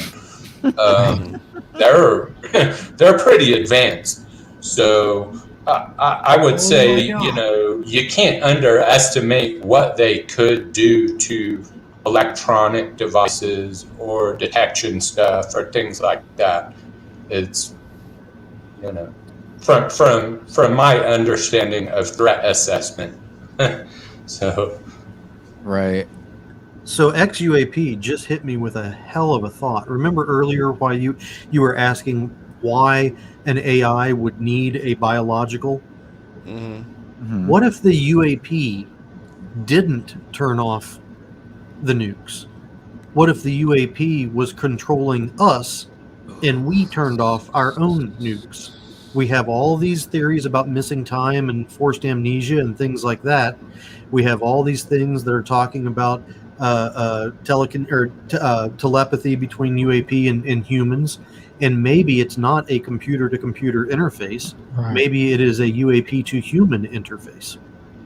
Yeah, like let's say out at Area 51, when you walk up towards the fence, they have a box under the ground that you can't see. And as you get within a certain radius, your entire perception of reality is affected by that signal. And you start to think that you're walking into a cave and you have an entire encounter with these beings there, but really it's just a frequency that's being transmitted into the mechanism of your own brain that creates this perception and causes you to do things in a particular way. That would help to explain quite a bit of these of potential encounters, right? Of abductions and things like that. Because we oftentimes a lot of folks in mainstream psychology will immediately say, you know, you are having some sort of dissociative experience and it is purely psychological. Even if it is psychological, it doesn't necessarily mean there's not an alternate influence. You know, again, we're jumping, we're taking leaps of logic here, but I think it is critical and valuable to explore those without preconceived notions. And there's a ton of incidences where these abduction cases, they also, among the alien beings that they encounter, they also witness a dead loved one there, or they meet like the one in charge and they reveal that it's like your doppelganger. And so it's like they look just like you almost, and they pull their mask off. Even in the movie The Communion that occurred to Christopher Walken, you know, they pulled a mask off and it was another version of himself. And the same story of Ezekiel when he goes up in the Wheels Within Wheels and meets Metatron and all that in the books, he's revealed that sitting on the throne of God is a version of himself. And so you wonder if that's really true, or if it's because of that interfacing and the play off of our own consciousness that it pulls that information from in order to try and make contact or communicate with you. It uses your own subconscious symbolism and information in order to do that. Right. And so it's getting us to react to that. It's very fascinating. XUAP, I'm going to let you go, brother. Thank you for hopping in. I appreciate it. Yeah, no worries. All right, brother. Bye bye. Thanks. Al, you got a question or a comment for the panel? Hey everyone, can you hear me fine? Yeah, great to hear you. Hey, I just wanted to ask a question to all of you. Basically, between UAP, UFOs, and trans-dimensional creatures and singularity and all of that, I can't be the only one thinking that, feeling that something is about to happen and having that sense of kind of waiting for something to happen. It feels different since, I've been following these topics since the 90s, but now it feels different. So I was wondering, are you doing anything like for yourself personally to kind of prepare to something? I decided to start a podcast. Yep. I started a show that I do every Monday, Wednesday, Friday. What's it called, Lou? What's it called? The Unidentified Celebrity Review. No, I mean, what could you do to prepare? I mean, like, other than, I don't have the room to build a shelter. I live in a 1-bedroom apartment. Like, I wouldn't even know. The only thing I prepare for is earthquakes, and so I've got my water and my earthquake kit prepared next to my bed. But past that, how would you even do that? Build a car and integrate sensor tech into it. Cyrus. Oh, I That's do. not a bad idea. I do a lot of meditation because the psychological part of it is what's interesting to me. Like if something is able to telepathically, I had it, growing up in religion. I actually grew up as a Mormon and then left the religion and all that stuff. But it gave me sort of a framework to where I had this thought philosophically, like if I actually did meet God, how would I actually ever know that? Because in the end, I would have to decide for myself, was that really, the right thing, or was it a mimic pretending or whatever? And trying to sort that answer out, you realize it's completely up to you. And if it was a being that was able to powerfully affect your reality or convince you that you had died or were in another realm, all that comes down to, like we were talking about earlier, where you sit as the witness in your consciousness of everything and have to be you every day. And so that made me peel my reality back and my sense of self. And so I do daily meditation and sorting that out and understanding like who I am in the middle of all of it, so that as things go along around me in reality, whether that changes for good or bad, I can stay seated where I'm at and know who I am making the decisions along the way and what I'm choosing along that and eternal path, whatever that is. And I'm pretty sure we should all just do what Carl is doing, because that sounds like the best way. Yeah. I mean, at the end of the day, right? Like there's no way you're going to be able to, like, think about the movie The Terminator, right? You're not going to make it. Like you're not going to win that game. So you might as well. And I appreciate, I'm being serious. I'm joking, but I'm being serious too, Carl. Like that's the way, like the way to be prepared is to be mentally, prepared in just that. like You're like, death. whatever happens, happens. Yeah. We're going to die anyways at the end of life. We haven't mastered that with our pharmaceuticals or anything yet. And so if you're not preparing for that, it's kind of the same problem either earlier or later, whether it's aliens or cancer or something like that. And so for me, like when I die and I have that whole experience of after life, going through a tunnel or whatever that is, I'm either going to be lost in a total dream and not know what's going on or think it's all happening to me, or I know exactly where I sit and I become lucid and try to proceed from there. And that's about all you can do in the long run. Just don't be a shitty human being in this journey. Yeah. You got to know your truth in the middle of it. Yeah. But I think Al brings up an interesting point in that, in the 90s, I don't think anybody was really seriously worried about the singularity.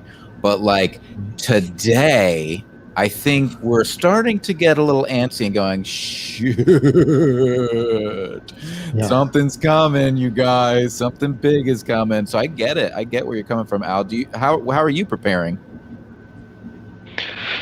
I don't really know. I think that I kind of tend to do something similar to what Carl does. I reconnected with nature a lot, particularly in the last 10 months or so.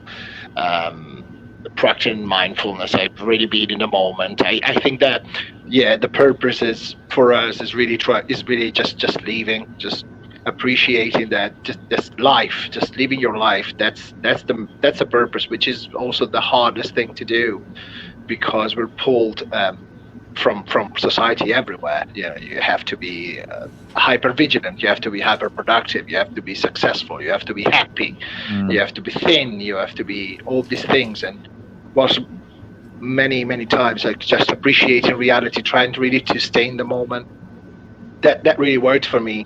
But I work in tech, and like it's also very close to what we use to what we call AI, but really it's machine learning stuff. But the conversation around, let me put it this way, you're marketers, right? So you write stuff, and there are so many tools that now are coming out on a monthly basis, AI tools that write for you.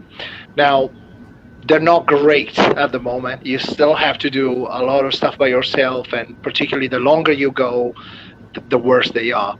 But they're getting so much better, and you can see that day by day. And by all means, that is the lower version of AI, the niche, the narrow version. Right. But seeing it every day, seeing how fast it develops under your own very eyes, and you're thinking, this is the stuff that doesn't get the real funding, right? Wow. Makes you wonder. Yeah, it really does. But I think you're right. I mean, at the end of the day, it's all coming at us. We're not going to be able to stop it. So the question is, how do we prepare ourselves mentally, if not, Yeah, well, I would also take comfort in the fact that it's all not going to happen overnight either. Like, it's not going to be like we wake up the next day and all of a sudden the singularity is here. Like, it's going to be a slow, painful process. Like generational. Which is always portrayed as happening in like 5 minutes. Right. No, I mean, when Al, when you were talking about that, the first thing that popped in my brain was my ColecoVision from 1980, my Atari. And then now I look at like my Xbox, Xbox One X, and it's a completely different beast and animal, and it's so much more interactive and fun, and it looks better, and the games are better, and they're written better, there's more thought. It's actually, it's just a completely different experience. And so that's kind of how I feel. It's the singularity, it'll hit, and we're gonna look around, we're gonna be like, are we in the singularity? Is this it? Or this is it, huh? Okay, cool. We're here. And it'll be half of the world. It'll be just like a brand new PlayStation. Part of society will be able to get it right when it comes out. Another part of society is going to have to wait a little bit before it can take advantage of it.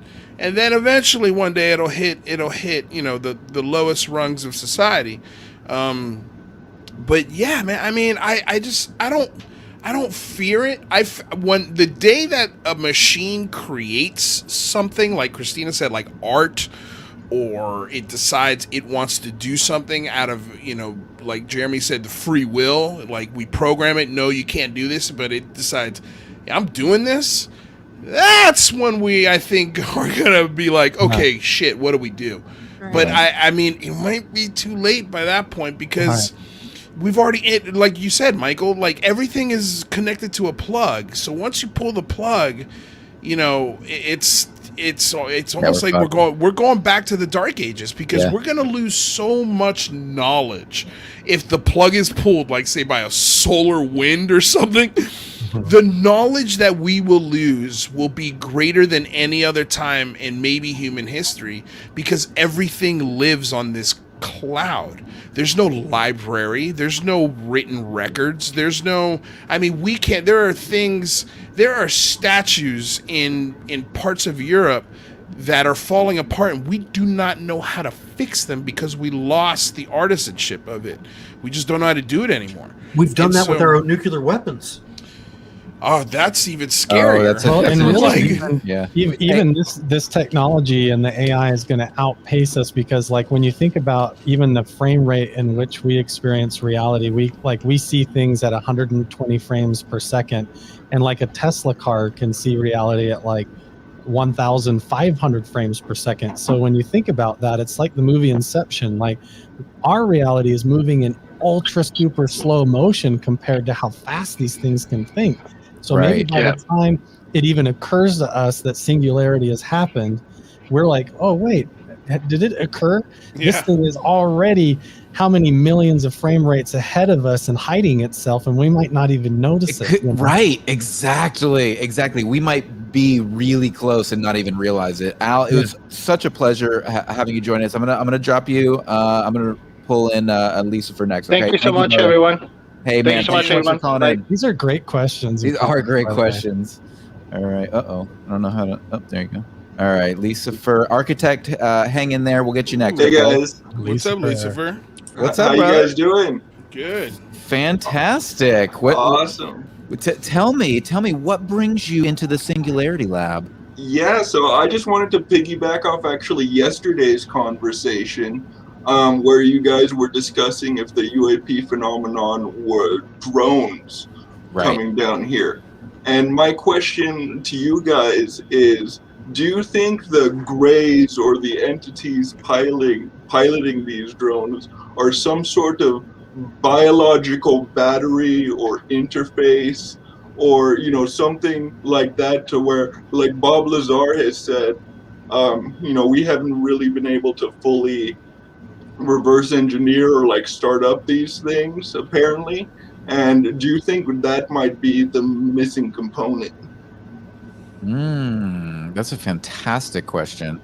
Anyone want to hit that one first? I've heard that's all hearsay and stories, but you hear a ton of consistency in the fact that the craft are somehow consciously controlled, meaning like a particular person is able to suddenly connect with either the craft and then it turns on, or even communicate with an entity or something like that, where everybody else seems to be kind of blind to it or unaware of how to even approach it or open the thing, and then the right person walks in the room, has sort of a telepathic experience, and then all of a sudden the equipment turns on.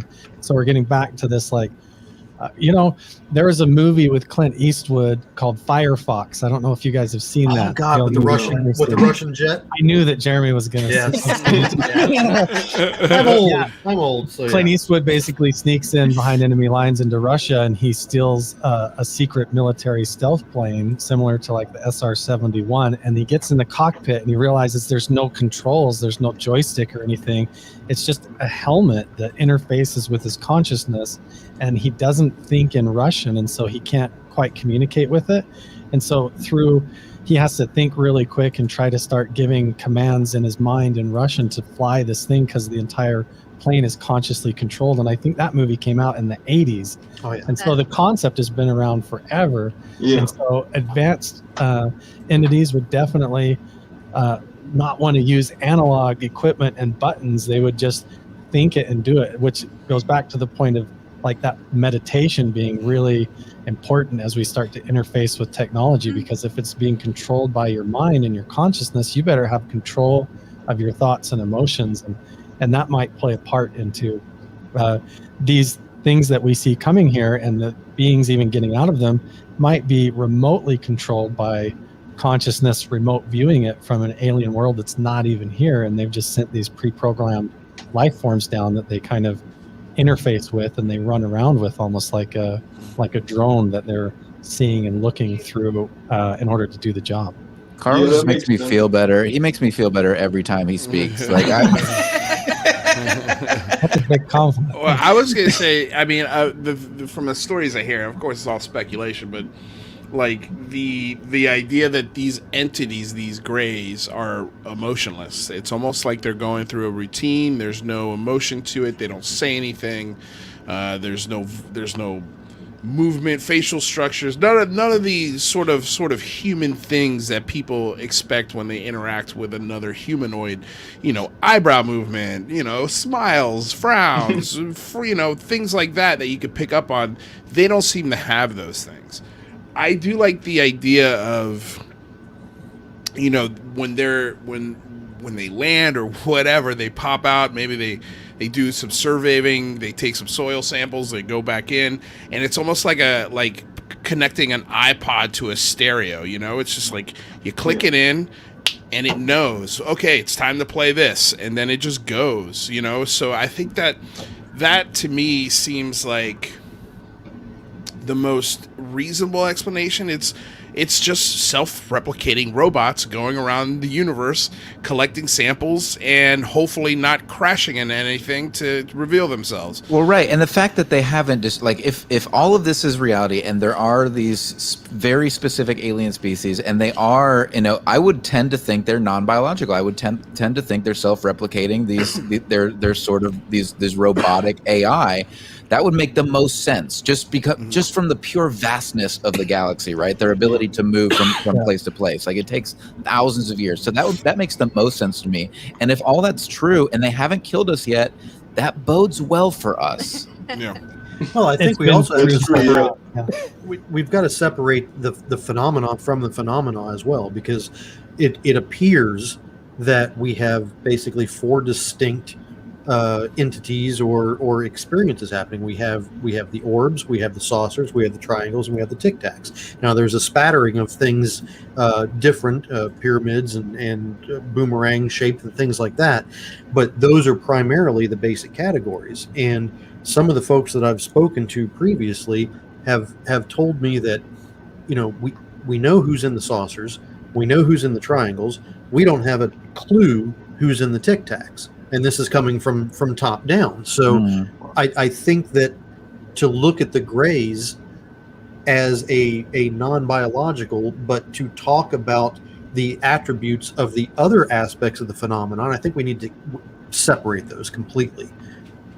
That's wholly different than what's going on like at Skinwalker Ranch and these paranormal type encounters. This is as seems like almost like a conscious entity trying to manifest itself through some kind of plasma form or taking shape of some kind is different than like an actual like a drone type consciously controlled tic tac or UFO that seems mechanical that can crash into the ground. Colonel Alexander told me that ET didn't have a technical problem, they have a quality control problem.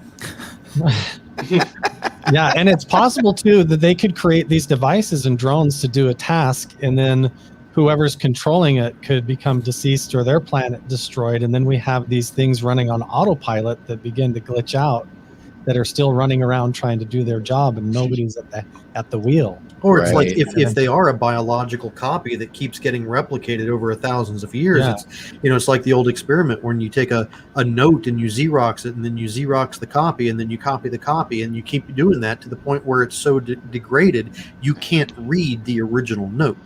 Or old film. Old film's the same way, Yeah. The idea of like, there's the stories of the Black Knight satellite that's supposedly a derelict alien satellite that's flying in orbit around the Earth that comes through our solar system once in a while, and it's beaming signals down to Earth and affecting people's perceptions of reality, and it's not even being run anymore. It's like an abandoned piece of technology that was put here forever ago and left.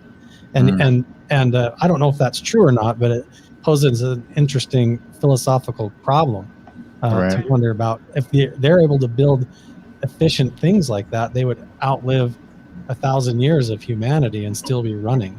Right. Leecifer, thank you so much for joining. Oh, you have another? Why don't you ask your question? No. Go ahead and ask your question, and then I'll pop you out, and then pop in Architect. No. It was just a thought. To take it one step further, we could be humanity itself could be the remnants of something that came way back when, and we're the remnants of a Lost in Space kind of situation, but they never went on a kooky adventure afterwards. Right. You know, Yeah, so and that, like all All of about our the cookie adventure.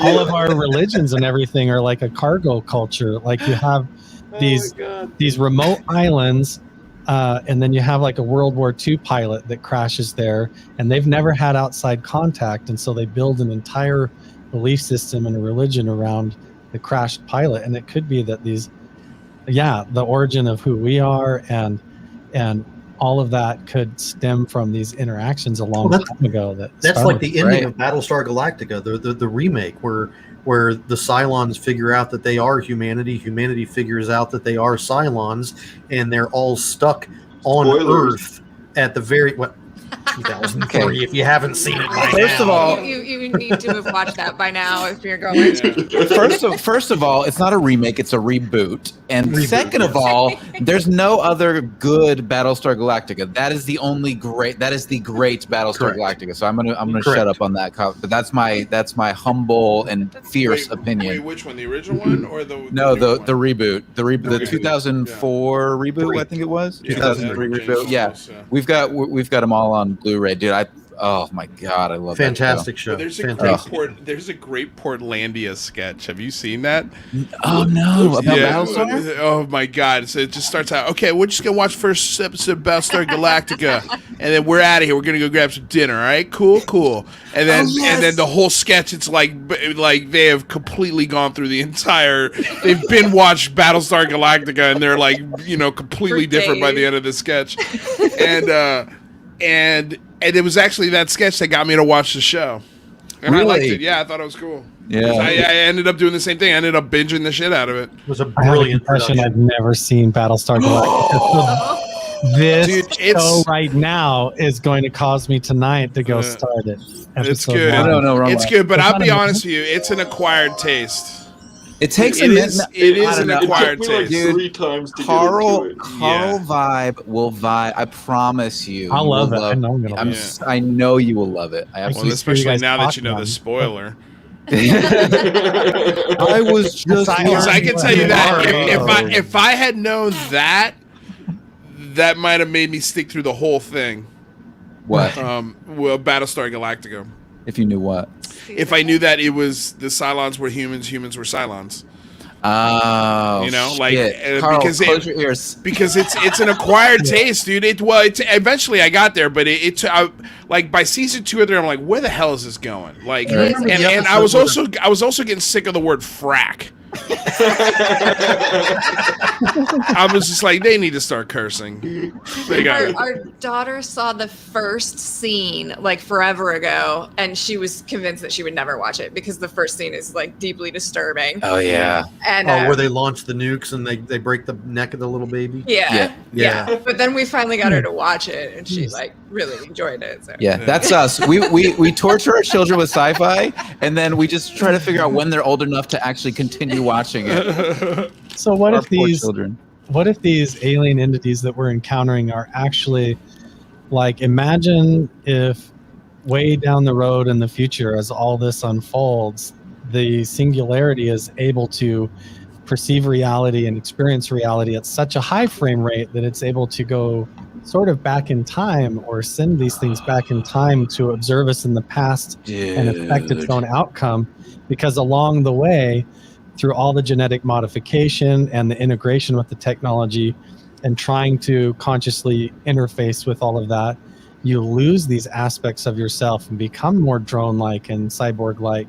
And so in order to fix that problem, you have to go back and learn the old way and reconnect with humanity. So Are you wouldn't saying you- the singularity needs a reverse process to balance its once the Right. singularity is created, entropy needs to take into effect, and it needs to roll it back to take the genie back out of the Right, like proverbial it bottle. loses its sense Yeah. of self Well, and, isn't- and isn't becomes that- more like a hive mind and has to go back in order to reconnect. Well, and that Yeah. would be the post-human. That's exactly like you guys brought it full circle, right? Because that was part of the hypothesis of this episode, was whether or not a future transhumans were actually coming back from the future, and our experience of UAPs and UFOs was where our future selves coming back to this time, but the question is why, and you just brought up an interesting hypothesis, Carl.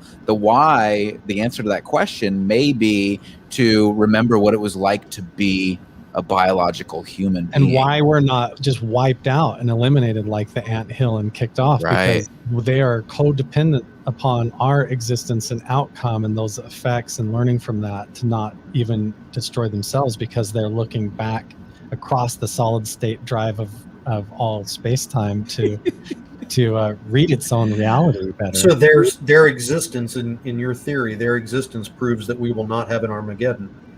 It would prove that.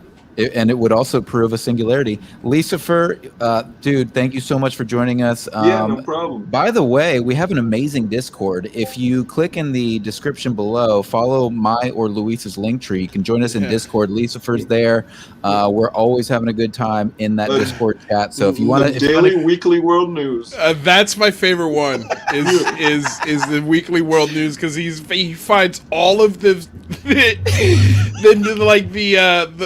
the weekly world news headlines, with the aliens and handcuffs getting shoved into a car. It's all real. It's all real. Funny. Oh, God. It's so funny. So he asked me, he's like, "Hey Mike, would you mind putting a channel in Discord called Weekly World News?" And I was like, "Cool." And I make the channel, and then he starts posting all this tabloid shit. And I'm like, "What is it?" I said, "Why don't you just tell me to make a tabloid channel?" He's like, "No, dude, it's Weekly World News. It's the name of the tabloid." I was like, "Oh, I get it now." Yeah, he popped in the Bat Boy captured. I was like, "This is perfect.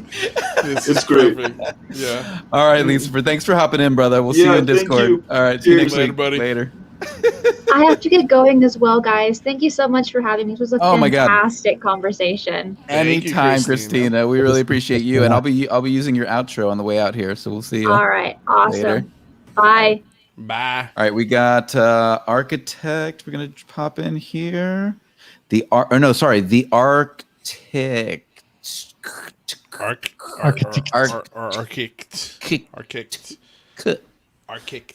Can you hear us? The Arctic? Yeah, can you hear me? Yes.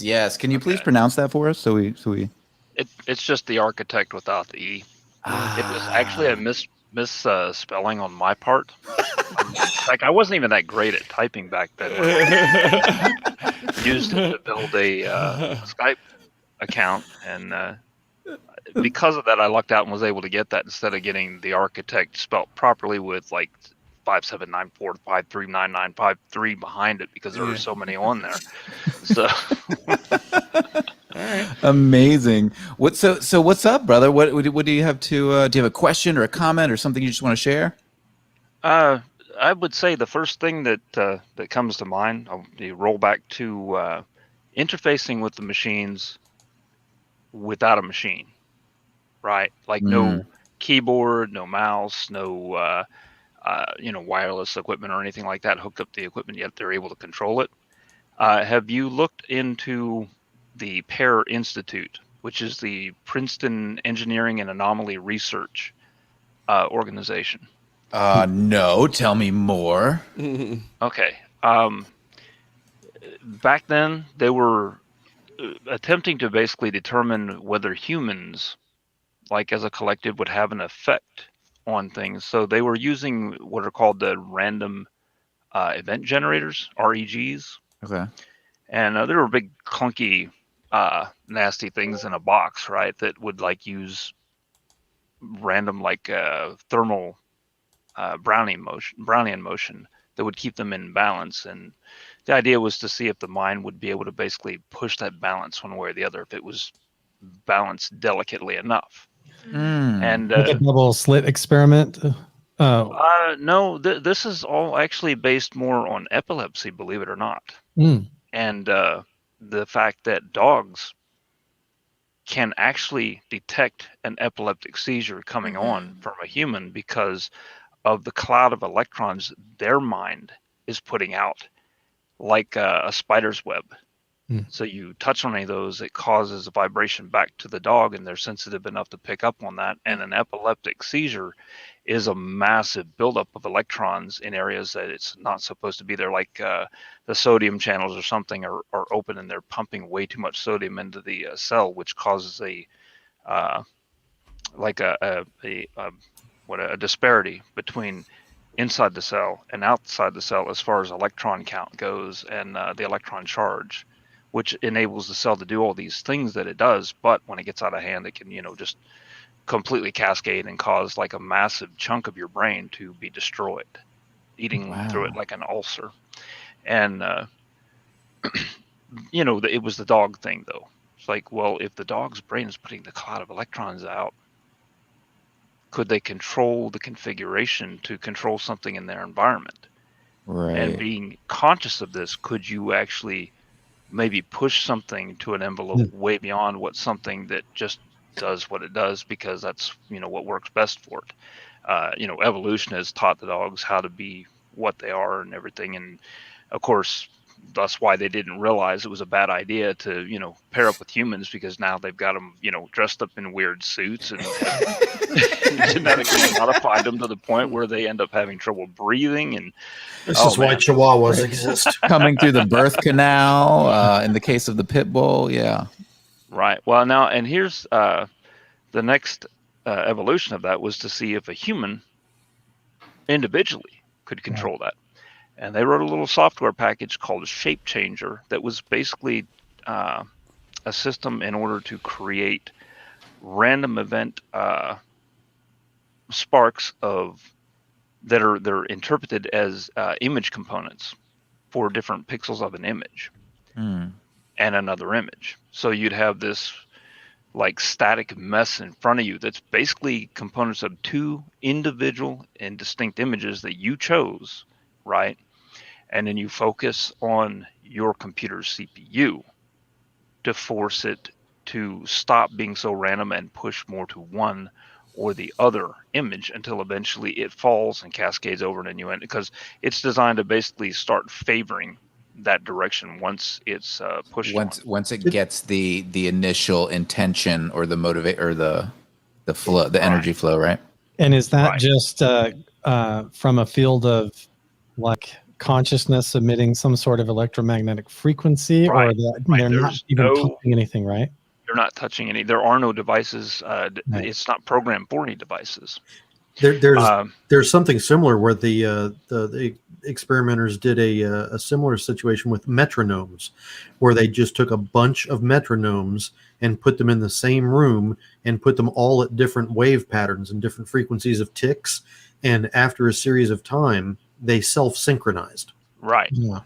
And what? Shut up, Mcgowan. That's not true. Absolutely. Seriously, that actually applies more toward the dual slit experiment, where when they say, when it's observed, then it starts reacting differently. And it's like there's no human observing anything. Right. You they can't even remove the person to another room, and they no. This is the thing. Take the human out of the experiment completely. Forget that the human is even inferred, because there is no human. You can't observe a particle flying through space. We are not capable of observing something that small. So what were they observing with? Electromagnetic equipment that runs on a frequency and would basically cause the electron shells in the material that the slit is made out of to synchronize and harmonize. And then you end up with that effect like he was talking about, where they're all now synchronized. So that therefore the particles, when they're going through, now they're being affected by that field that extends way beyond what you physically see, the edge of the slit where it's cut through, and it changes the event on the other side because of that, and not because the particle suddenly decides to react differently because I'm going to pay attention to you. The universe isn't. I don't know what words we could use here, but it's not starved for attention. We'll put it that way. It doesn't matter if you're doing it or not. Everyone has something to say. It almost violates the laws of entropy. Now, and that's the thing. There may be a lot of stuff we don't understand when it is concerning all that. But to go back to the Celeron thing, you have a device that you can control that's sitting in front of you now, because they're even more delicately balanced and more prone to failures due to the size being shrunk more and more and more in those little gates that are in the CPU. Yeah. And the company itself went and took what it was doing and went into seizure research. A friend of mine that was having really horrible seizures, I put them in contact with them. They brought him a laptop with a device hooked up to it, and within I think it took 3 days to synchronize and really it was basically going through a learning process because of these seizures he was having while it was on. But through that process, within 3 days, it could detect and predict within a 5-minute area of when he was going to have a seizure up to 8 hours in advance. What? And let him know. So while he's say driving home, hours I ahead? have to pull over and wait and let this pass. 8 hours ahead. Something could perceive what was going to occur a half a day before. Well, that sounds like that Steven Spielberg movie, Minority Report. Third of a day.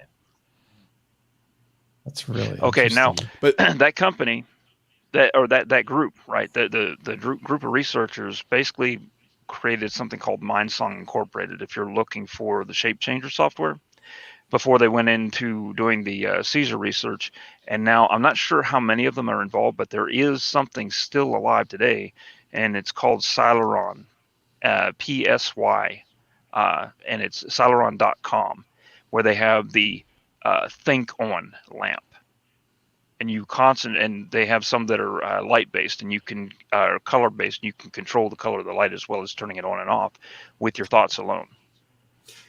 I actually have a headset that was made by a company. It gave me the idea. Oh, I was going to say that seeing all that way back in the day, I was working with a group that basically one of the guys that was in the group brought that all to my attention on, just exploring different things like remote viewing, dreamscaping was the next stage after we were tinkering around with doing a remote viewing and whatnot and testing out and trying to, develop an ability to see if it, to utilize it, to see if it was actually a legitimate science or not. And you're less prone to believe that something can't be done when you're asleep. So that's what led us to the dreamscaping thing, because we were attempting to do remote viewing while we're asleep in a dream state and then retrieve that information by using lucid dreaming techniques, which basically one of those tricks is I really want to hang out write with down you sometime. everything you can remember as soon as you wake up. Are you in our Discord, by the way? Please come hang out in our Discord. I really want to hang out with you sometime. That sounds really cool. I'll check it out. I don't have Discord on right now. It eats up a lot of memory the longer it runs. It's got memory leaks, so I have to kick it off every now and then and turn it back on. Same thing with the browser I'm on now with Firefox to watch you guys.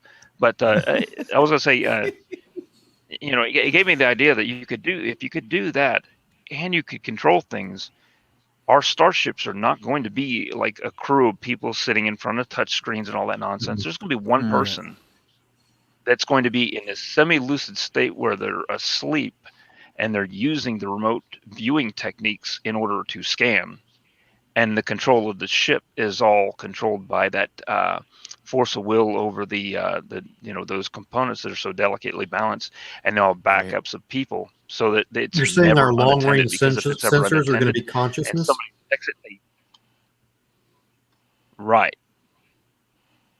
That's interesting, and that's the idea that I had in my mind. I mean, that was just my thought.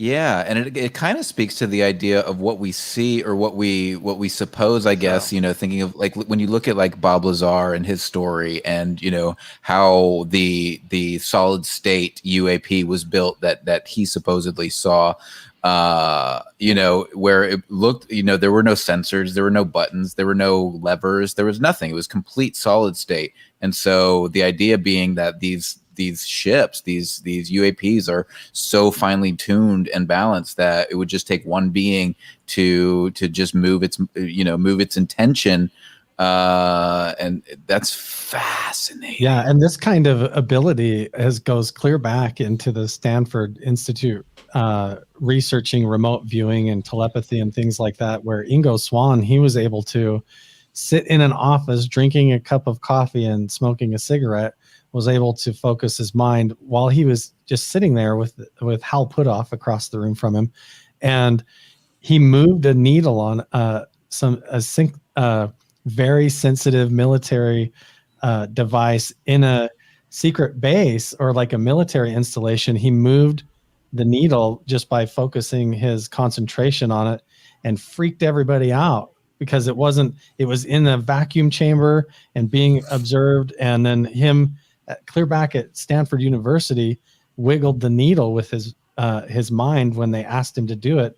And they even descended on Stanford University and interrogated everybody to wonder how that happened and started a real serious look into that. And anybody who gets into meditation and remote viewing has like similar kind of interesting experiments, makes you realize this is all possible. Yeah, I'm shocked how much time, energy, and money the military has put into remote viewing. The more of these folks that keep coming out now today about who have experienced remote viewing within the military, it's shocking. Like, it's shocking. Well, I tell you, the conversations that I've had with John Alexander on this topic are insane. And he's coming on the Unidentified Celebrity View at some point. Is that right? Yeah. Yeah, he's given me his thumbs up that he'll hop in on the show. I just haven't set the date yet. But we've talked about remote viewing and remote manipulation and things like that. And the United States government has yes, manipulation. The United States government has absolutely used remote viewing processes as interrogation methods.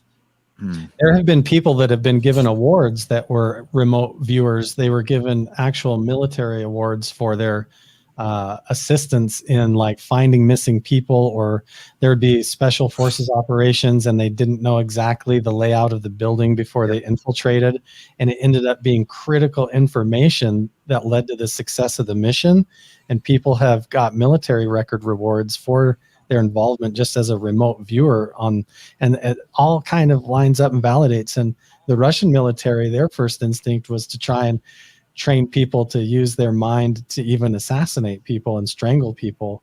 It's very interesting to wonder what's possible when you get into the conscious control of reality and things like that. Yeah. I have a question for the architect. You're talking about the lucid dreaming aspects. I was going to say that's what ended up kind of killing the group. There was a lot of fear that we were doing fine when we were doing the dreamscaping, where we were attempting to communicate while one person was asleep, the other person was asleep, to enter the other person's dream. And I suggested the idea, once we started really getting decent results from that, what about remote control? Imagine, since remote viewing is not supposed to be time dependent, you go back in time and in this day now, I remote dreamscape back in time to say, you're a week ago for you, and I force you to order a part for something that's not broken. And when it arrives, you put it away and don't realize, or you put all the information away. Have you put all that information away so you don't know you've done this? Because today you came to me and said, this machine broke and it's going to take a week to get the part. Kind of like a Tardex, when it absolutely positively has to be there yesterday, And they were just like, yeah, but the abuse factor, is just so high on that. That was the first thing that came to mind, especially for me. in the past. Domestic violence. That's what basically we just started like slowly dropping contact, and nobody wanted it. Oh, I gotta take care of the cat, or I gotta do, everybody had an excuse for why they didn't want to do any more research together. What are you using to initiate the lucid dreaming? Oh, but if we don't understand that works and somebody else figures it out, you can't actually experiment with it to figure out how to develop defense mechanisms against it either. Right. What do you do to defend yourself against that if you've never experienced the effect being done on you? It's like the domestic abuse thing she mentioned. People have non-domestic abuse happening in dojos because they're there to learn how to defend themselves against abuse. But they know what they're there for, and they're in the act of processing that. So that enables them the next time somebody tries to abuse them on the street out of the blue to defend themselves. They can take care of that situation and survive it, rather than being, taken advantage of and controlled by it. Right. So if you got a group that's doing this and everybody knows what everybody else is doing, and you will arrange your timing and everything to do all this stuff so that everybody is on cue. They're not being like, jumped out of nowhere to try to start developing the possibility for, like looking for holes in how the attack vector works in order to figure out how to control the situation once they're once they sense that somebody's trying to control them, say remotely. And then once you've developed the ability to spar decently, then you start doing the surprise attacks where basically, you are facing something you're not expecting to come at you, so that you can basically hone your ability. But up until that point, if you've never even dabbled in it because you're afraid that it'll be abused by someone else, you will end up being the one that gets abused. Right. I'm getting the feeling you're trying to get doing this stuff. I'm getting the feeling you're trying to put the band back together here, Architect. I'd be really interested to have you on my new show. I'm going to try and launch here soon and actually explore the remote viewing and conscious control reality. I'll have to catch you after the show and find you on Twitter. Yeah, the Architect. Make sure are you on Twitter? How can we find you, or can we find you? Is it possible to find you? I don't remember. I'll drop a link in the text. I don't in the chat. I don't use it very often. Just like I used to, keep up with everybody on Facebook constantly, and then I don't know, in the last like 2 years, I just slowly but surely started having longer and longer gaps. And the last time I've been on now has probably been like 2 months. So right. And well, no like worries. Just make sure. Yeah, I mean, we need to connect with you. So make sure you hit us up. You're on what? Minds? What's that? Please don't tell me it's another social media I have to be on. Yep. I can't take it. No? Yes? I'm not even like, I'm not that active on it, but I'm active on it a whole lot more than Facebook. So. All right. Well, just make sure you drop Carl and drop me and just hit us privately so we can make sure we keep in contact, because this is super interesting. We need to have you back. Architect, thank you so much for joining us today. By the way, all you guys, thank you so much, brother. Have a great day. All right. Later. Wow. No, I think he was Jeremy's question. He was going to ask about like what was this methods and stuff. I'm like, that's a whole show. It is a whole show. It's like the reason I'm asking is because I'm going through the whole gateway process with the Monroe Institute. I just finished it. Yeah. Well, I'm combining it with a third-party binaural beats process before I do the gateway, just to kind of make sure it's another hemisync, but I do that to just kind of tune in before I start listening to Robert Monroe. Honestly, this sounds like a Flaming Lips album. Like, there's a Flaming Lips album where you have 3 records and you have to start them all at the same time to hear the album. Yeah. That's what this. It sounds like a nightmare to try and coordinate. You know what I mean? We're talking about altered states of consciousness again, where you kind of recognize that what you think you are in your perception of reality is all like a vibrational waveform, and you're kind of just pigeonholed or straitjacketed into what you assume is reality and what's going on. And when you do the binaural sound frequencies or the hemisync, they're sound waves that sort of bypass your normal brain functioning and get you into an altered state of consciousness where you're more open-minded. It's a technological version of DMT.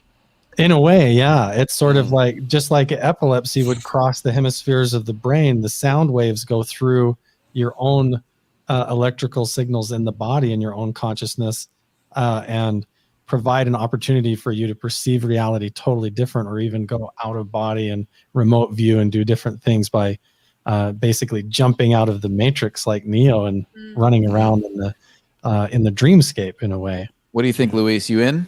You gonna jump on some binaural beats? What's up? I'll grab my record player. I have a Dropbox where I've got all that stuff in. It's awesome. Yeah. Oh, dude, I'm gonna hit you up. I want to check it out. I'll add you. All right. You guys, what an amazing show. Thank you so much for being here. Jeremy, why don't you tell folks where they can find you? How if they want to follow your YouTube channel, you got Twitter. Right here on Twitter, Jeremy Unidentified 1. My website is jeremydmcgowan.com. Everything is listed from there. Hey, Mcgowan, we should have a private chat about changing your Twitter handle. I've tried. Let's make it a public chat. Why don't you make it like the Mcgowan mouth off or McGowan's Twitter or something Mcgowan?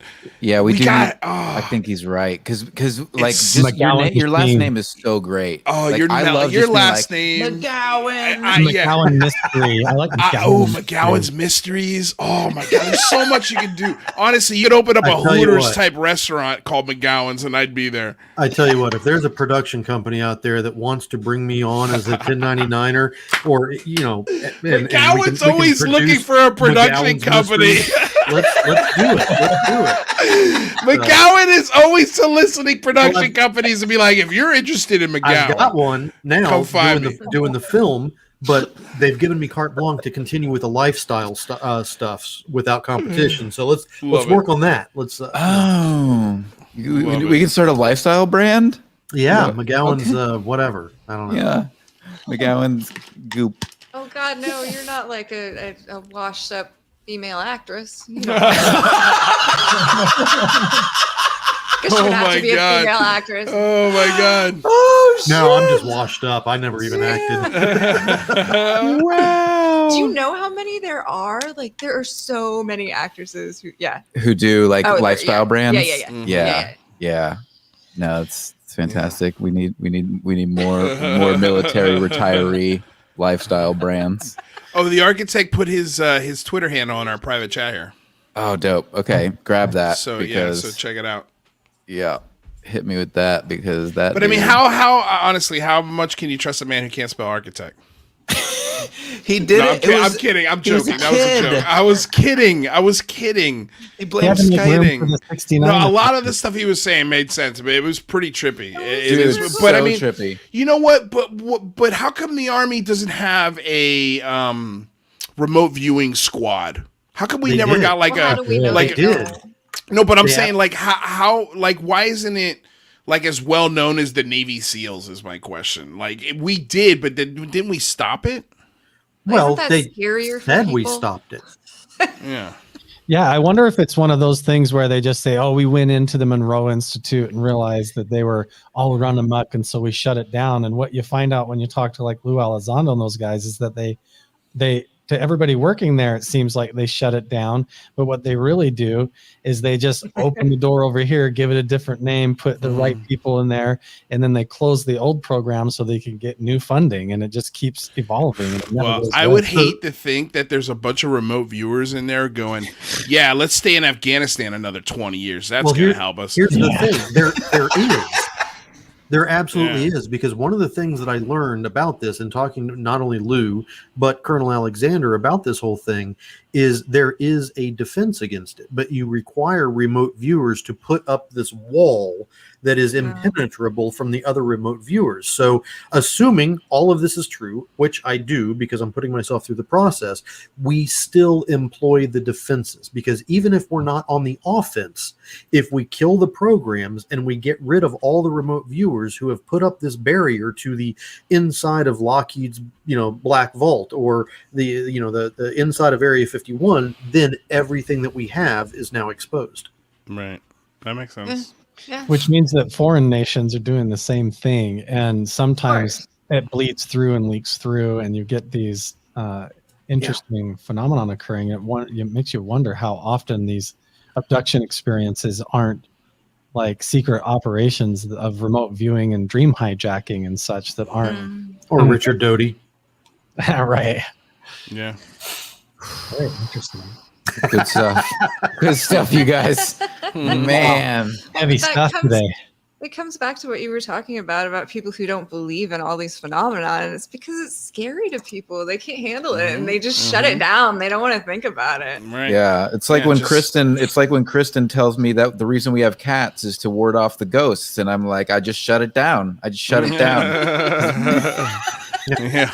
And it means that we're swimming in this kind of stuff all day, because unless you like train yourself and get focused in remote viewing, it probably happens like accidentally as like part of the way of life and daydreaming, where we're kind of all enmeshed in our consciousness and infiltrating each other all the time, and we don't even know it. And maybe the realization is terrifying like that of how much.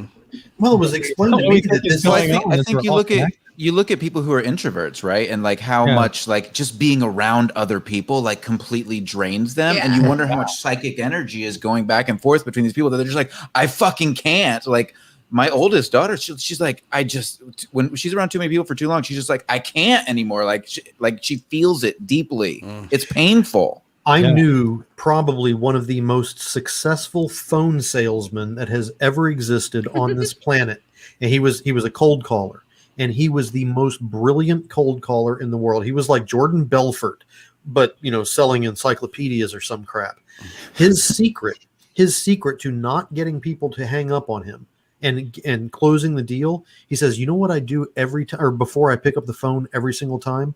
I smile before I start talking. Bro, I do that every fucking time I'm on the phone with a client. Every single time I start smiling before I even talk. That's the energy. They can feel that. And you feel it too. Your smile gives you energy, and then they feel it. It's just, I mean, I do it all the time. Yep. All the time. Yeah, no, that happens. Except for when I'm talking to Luis. Yeah. I go like this. I frown. And then I say to myself, he loves me. It's backwards day at Luis' house. Oh, what a pleasure. My goodness. I really appreciate you guys spending 2 hours and 23 minutes with us, because it was a damn good 2 hours and 23 minutes. Carl, how can folks find you? Right there at Carl Vibe. I think I would love the pressure to go over there if anybody wanted to check me out. Just getting started, and maybe the first show will be with the Architect, and a few of you guys want to join. Can I come? I want to come. Yeah, you guys can definitely come on, and then what we'll do is we'll pick his brain about remote viewing and conscious control and all of that. And that sounds dope. And perceptions of reality. I think that's a great topic. I've been trying to come up with something, and there it is. So boom, there you go. The Architect gave you a show. And so so your main you've got a channel that's what's your main channel? The main channel is called Carl and Ginger. We're probably going to be rebranding that a little bit because we're launching a new one that's going to feature the kids more. YouTube has split up like kids content from adult content, and we've designated that channel for adults. So I'm going to be kind of taking that over with my older kids and doing family entertainment stuff there. Right now it's called the Carl and Ginger channel, where we talk about all of this stuff, and they're going to be doing a show with all of you guys is over here on Carl Vibe, just getting going and just getting that started. I'm excited for Carl Vibe. Yeah, brother. Luis. Where can folks find you, Luis? You can find me at Los Angeles. My link tree is in the description below. Yeah, it's not hard to find me. You can find me. We're going to be on tomorrow. Michael's coming on to my show, The Unidentified. And what are we doing? We're going to be reviewing episode 2 of season 2 of the Secret of Skinwalker Ranch. By the way, if you don't know, we had the dragon watching last show. He's going to be joining us. He's going to be joining us. Yeah, well, man, he loved it. So that was great. Wait, did you say he's going to be on the show? Yes. Yeah. He's coming to review an episode with us on July or June 2nd. June 2nd. That's exciting. June 2nd. Yeah, so the dragon's going to be in the house. So definitely subscribe over at my channel. And yeah, that's it. That's cool. It's so cool. I'm so excited. Well, Kristin and I have to watch. It comes on tonight, right? 10 o'clock? Yeah. It should be on in about a half hour. All right. So Kristin and I go watch it. Maybe I'll drag Kristin over to come help review it with me. I napped through it the last time. You did. That's okay. That's okay. Even better. Even better. Give us why you napped, why you fell asleep, I think it's an important discussion to be had. But you weren't to be fair, you weren't feeling well. That's true, yeah. Remember? Yeah, I was dyspeptic last week. Yeah, you had a stomach, yeah. Well, you didn't miss much in episode 1. So, unless you like holes being drained of water. Right. All I can think, it reminds me of Dean Koontz and Phantoms. I don't, but that's all. It was the thing underground. Yeah. or that I like Tremors with Things Underground. That's my favorite. Tremors is epic. Things Underground movie. Tremors is my pick. My favorite line in that whole movie is, "We can't all fit on the bulldozer." I've used that quote so many times when people are trying to fit. I'm like, "We can't all fit on the bulldozer." I love it. I love that stuff. My favorite, the bestest, stupidest is Maximum Overdrive. That is my favorite. I stupid. love that show too. Yeah. Oh God. That's the one where the Earth like moves into a certain comet's tail, and then vending all machines start coming alive, and the semi trucks become. It's a Stephen start King killing book everything. somewhere. I haven't read it. Oh, I know what you're talking about. I'm like trying to think what the hell movie was that? Big Joker. Yeah, they're all stuck at a truck stop. Yeah. Hilarious. Demanding gasoline, circling the pump. Sounds horrible. That's everybody in North Carolina right now. Oh my God, so many angry people. Make sure, don't forget to subscribe to this channel, because as Alex was trying to give us a super chat earlier, we couldn't do it because we don't have 1,000 subscribers yet. So make sure you hit the subscribe button. Click the link below. All of these, ladies and gentlemen, click the link below. Their link trees are in the description. Follow them on Twitter. Hit us on Discord. If you want to have fun and hang out with all these folks behind the scenes, hit us in Discord. We'll talk to you soon. Later. Anything else? Any final words? We good? I'm good. I'm so excited to play this outro that Christina created. So I'm going to go ahead and kick you guys all out of the room, and we'll see you next week. We're gonna play this amazing outro. Later. Right, Later, guys. We'll see you. Later, Carl. Wait, we got to switch it to this, and then we do the outro. We add it to this. Let's see if it works. Uh-oh. What's happening?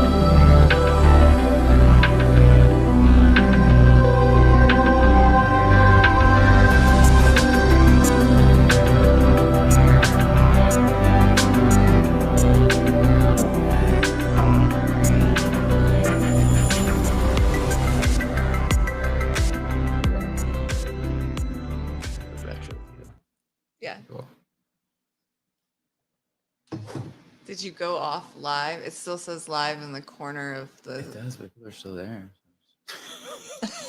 Can they hear me? Probably. Just did the outro again.